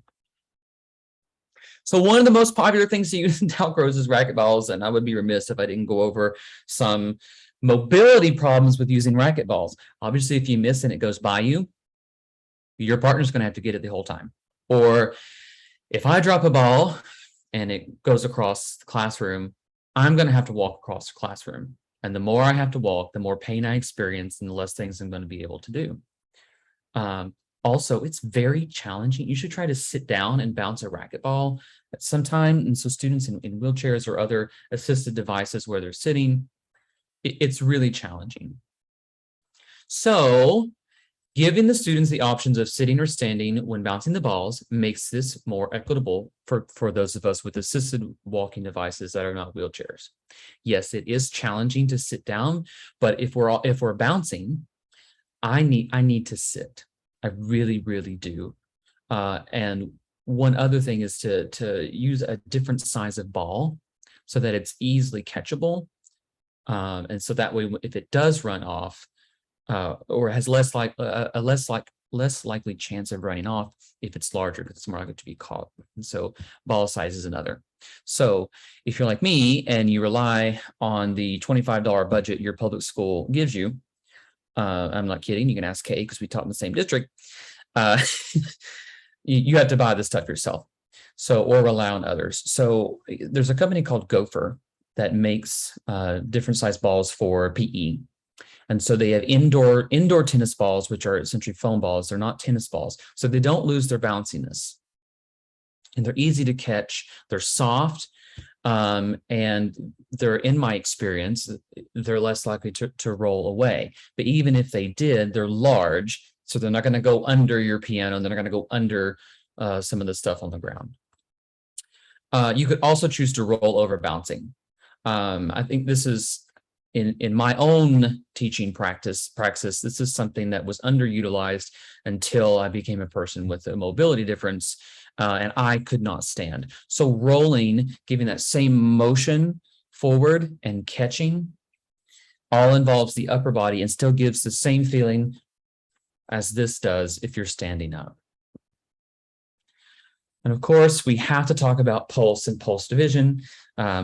Because hip and hop is one of our most popular things that we do. So how do we do it? So the first thing is not making modifications before you learn and observe the way the students can move. So assuming someone can't do it and then enacting a modification may actually limit their potential to feel and embody the music. I suggest you consult IEPs or other services if they have physical therapists. With my student that used the walker, I actually asked her, she had physical therapy once a week. I actually asked the physical therapist to schedule a time to stay a little bit longer and watch me teach the class, which was Dalcroze inspired. And then afterwards, we talked about mobility objectives or mobility options for this student that I can include for the whole class. And then she, I would send her videos to check in to make sure I was meeting, I was helping and not hurting that student. Using the partner to keep the pulses and divisions is really helpful. This thing right here is really, really, really helpful because they can feel the divisions and they can feel the pulses at the same time if they're tapping their hand of the partner like this, instead of having to use their feet for hip and hop. So I'm not saying not to ever use hip and hop by moving through if you have a student with a mobility difference, because they may be able to experience it. Because remember, let's go back to the person in the wheelchair. They're moving like this, but if you tell them to go twice as fast, they're going to feel this motion because they know what it's like to race in their wheelchair. So that's why it's important to see what they can do and how they feel before doing it. But this is also an alternative. Oh, sorry, put that on there twice. All right, so it's rhythmic solfege with students with assisted devices. So I gave you a picture of assisted devices here to give you some idea of what they may look like. So typically with rhythmic solfege, we stand on our home tone and we move forward, 1, 2, 3, 4, 5, 6, 7, 8, 7, 6, 5, 4, 3, 2, 1. I can't go that fast, right? It's very painful. So perhaps changing the tempo or the speed that we do, or we could change the type of motions. And so this is why I'm specifically addressing the floor staff.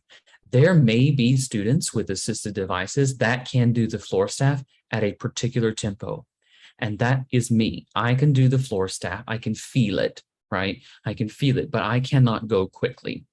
It's painful, or I have to use the cane. In the activity where you 1, 1, 1, 1, 2, 2, 2, 2, and you step 4 times, you could give the option of patting the chest 4 times on the floor staff, or even like feeling this bounce in your chest instead of walking on it is a good option to provide to let the person with the mobility difference decide what is best for them. So then we have to address skips and leaps, because I can't do skips and leaps, and people in wheelchairs can't do skips and leaps. So we may have to understand that if we're going 1, 3, 5, 5, 3, 1, that I can't skip, but what I can do is I can still move to those. So giving me time to get there, is important. But you could also, if the person's imagining the floor staff, you could give them a laser pointer, right? Got to be careful. Okay, you got to trust, a lot of trust here. Give them a laser pointer and they can point to where they think 1, 3, 5 is. Because when their hand is moving, so they're still feeling those skips in their body somewhere, embodying the music. Borrowing from some other approaches, you could use the body staff. And by that, I mean a part on the body is designated a particular solfege syllable or a scale degree number. So I just happen to use that the top of the head is la, the shoulders is so, your chest is fa, your hips are mi, your thighs are re, and your knees are do.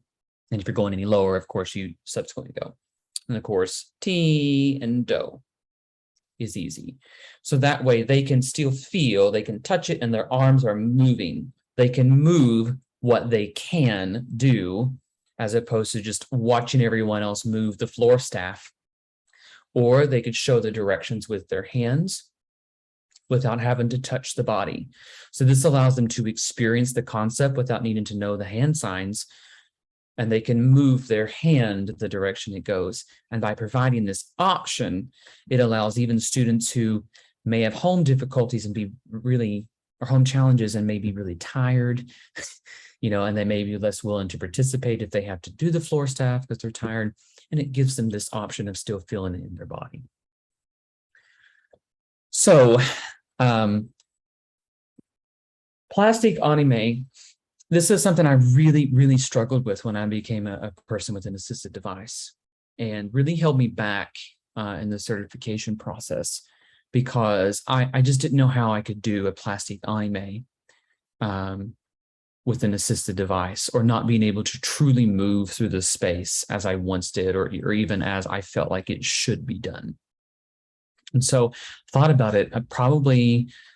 Kay may remember more than me, but it wasn't until this year that I completed my plastic anime for the Eurythmics Society. It was probably about 5 years, 4 or 5 years it took me to get through this. And so this is what I learned. So using elastics and being able to stand in place. I know this is technically part of Eurythmics, if we're going by labels, but using the elastics in the plastic anime really helps the student engage with other people in a form that they don't need to move their lower bodies, but it still allows them to demonstrate the elements of the music inside. So whether that's using it on their own, or with a partner, or with a group, it allows them to experience the musical embodiment or the spontaneous improvisation that comes along with plastic anime that they may not have been able to do before. I'm going to keep reiterating this. It's the focus on the can. After 4 years or 5 years of struggling with this, I actually realized that Plastic anime is possibly the most inclusive of all the three pillars because the movements and the improvised movements come from the bodies themselves, from what they interpret and hear with inside of the music, rather than this skill or this ability or this activity to help them feel elements of rhythm or solfege, but instead comes from the body. So I use this picture because these four people are using their bodies in the way that they were designed, that they are made. Oh, sorry, I didn't mean to do that. So we see four different people here doing four different levels. I mean, this person can jump really high. Even when I didn't have a cane, I couldn't jump that high. It wasn't going to happen, right? This would be me over here on the side. And it's perfectly fine because this is coming from the music. This is the musical embodiment according to the persons in this picture. But this person right here is experiencing plastic anime the same way these other people are. And it's important that if you've built up the idea of choice and can when it comes to plastic anime, then it's there. It's already that sense of, I can do this. I have autonomy over my own body. And I feel valued in this approach that is based on the body. I may not be able to use my body the same way as everyone else, but the body that I was given is still capable of embodying the music and how I feel about the music and the rhythmic elements inside of it. So I'm going to end just a little bit early so I can answer some questions. Here is my contact information if you would like to contact me more. Thank you, Jason. For me, your presentation here is as much about self-love as it is about valuing all of the ways that your students move and are able to participate in class, and valuing them in an equitable way, that one's not more valuable or useful even to learn than any other way of moving. And this is a question that I get asked all the time. You know, when I'm doing presentations, that the assumption is that Delcros is not inclusive of different ways that people participate in class. Typically, when I'm giving those sessions, there is not an example, someone in the class that I have to modify for, right? Or give suggestions to. And so it can easily come off that way. So now I am prepared and I make sure to include the ways that we can be accommodating for all different types of students in our classroom. And of course, if you've been teaching long enough, or if you work in the kinds of schools like Jason and I did, you probably have inclusion units on your campus that have a vast variety of different types of ways that students participate in class. So this is really important, and it is a part of our DEI work that that we are inclusive of disabilities as well, and not just thinking about race and ethnicity, or even LGBTQ. All of those are important, but this is also part of that umbrella. Any questions for Jason? You're welcome to chime in, or yeah, John, you're welcome to unmute.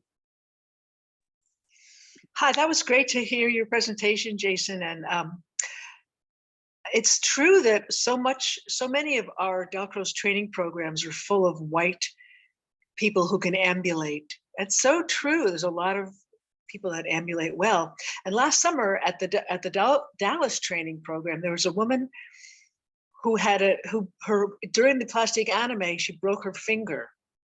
And so she did the rest of the training with this big splint on her finger and guarding and scared, to bump into someone. It just affected everything that she did. And when she did her final exam, she was a pianist, so she played amazingly. She did everything perfectly fine with her left hand. But movement-wise, she was really stuck. And so something about having a temporary injury that's really interesting too, because you're used to certain things. And how did that affect her movement? And how did she, they gave her a sort of a shaker, was it like a bell, something she could hit her body with it. But I haven't seen that much creative adaptation, but there's great room for that. So, and I wrote a little bit about that in my blog, because we talk about that in our Sunday thing. And so it was really great to hear your presentation, and more needs to be done. Thank you. Thank I just wanted to jump in here. If you haven't read Alice Hamill's book, and I'll look it up right now and drop it in, I highly suggest it. What the label free approach? Yes. Definitely check out the second edition's coming out, and I just finished a chapter for the practical resources with Whitney Mayo. It's a 12 objective unit with these adaptations and modifications, and of course, since I'm Dalcroze inspired, that we do have lots of modifications and adaptations available for all the movements for every part between duple and triple meter. So it's quite extensive work that we did on it. I love that. Love that. Any other questions? Go ahead, Sky. I just wanted to say it's not really a question, but just two things that were especially inspiring to me. One was watching the kids, not just kids, anyone, watching them and observing how they move, and then thinking of what here's the things that I might have in my mind that should kind of go on, and then here's what people are already doing in how they move themselves. And I thought that was just really, anyway, that really inspired me just of any young children and anybody. I thought, oh, that is so good, and why haven't I thought of that? That was great. And then what did I want to say about something about the plastique? Okay, I can't remember the other thing. But anyway, thank you. That's well, I mean, I loved it all, but it's really that's going into my mental thought on these activities from now on. Thank you.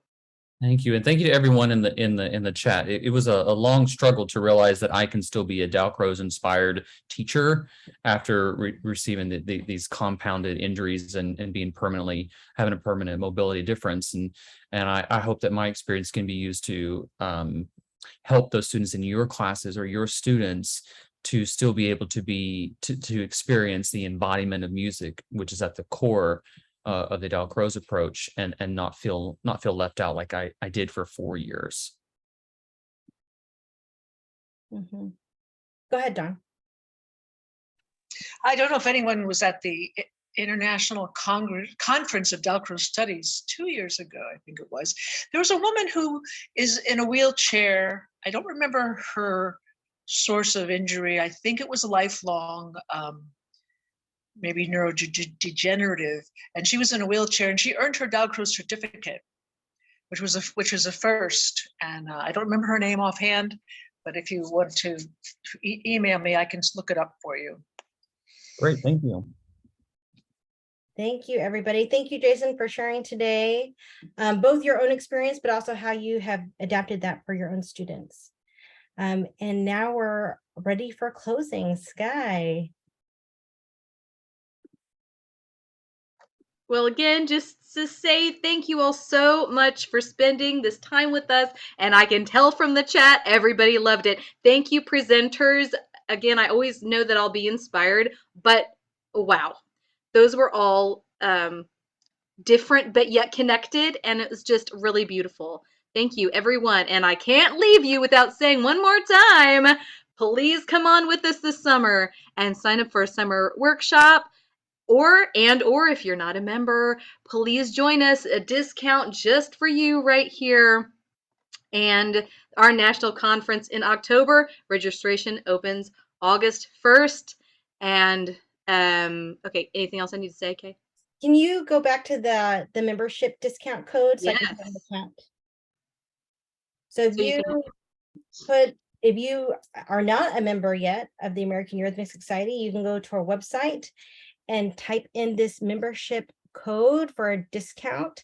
It makes your first year membership $30 instead of $45, and then recurring becomes $45. So if you would like to become a member today, we'd love to have you. Okay, thanks.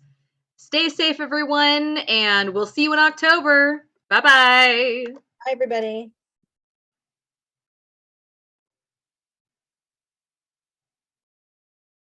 All right, I'm going to end our session.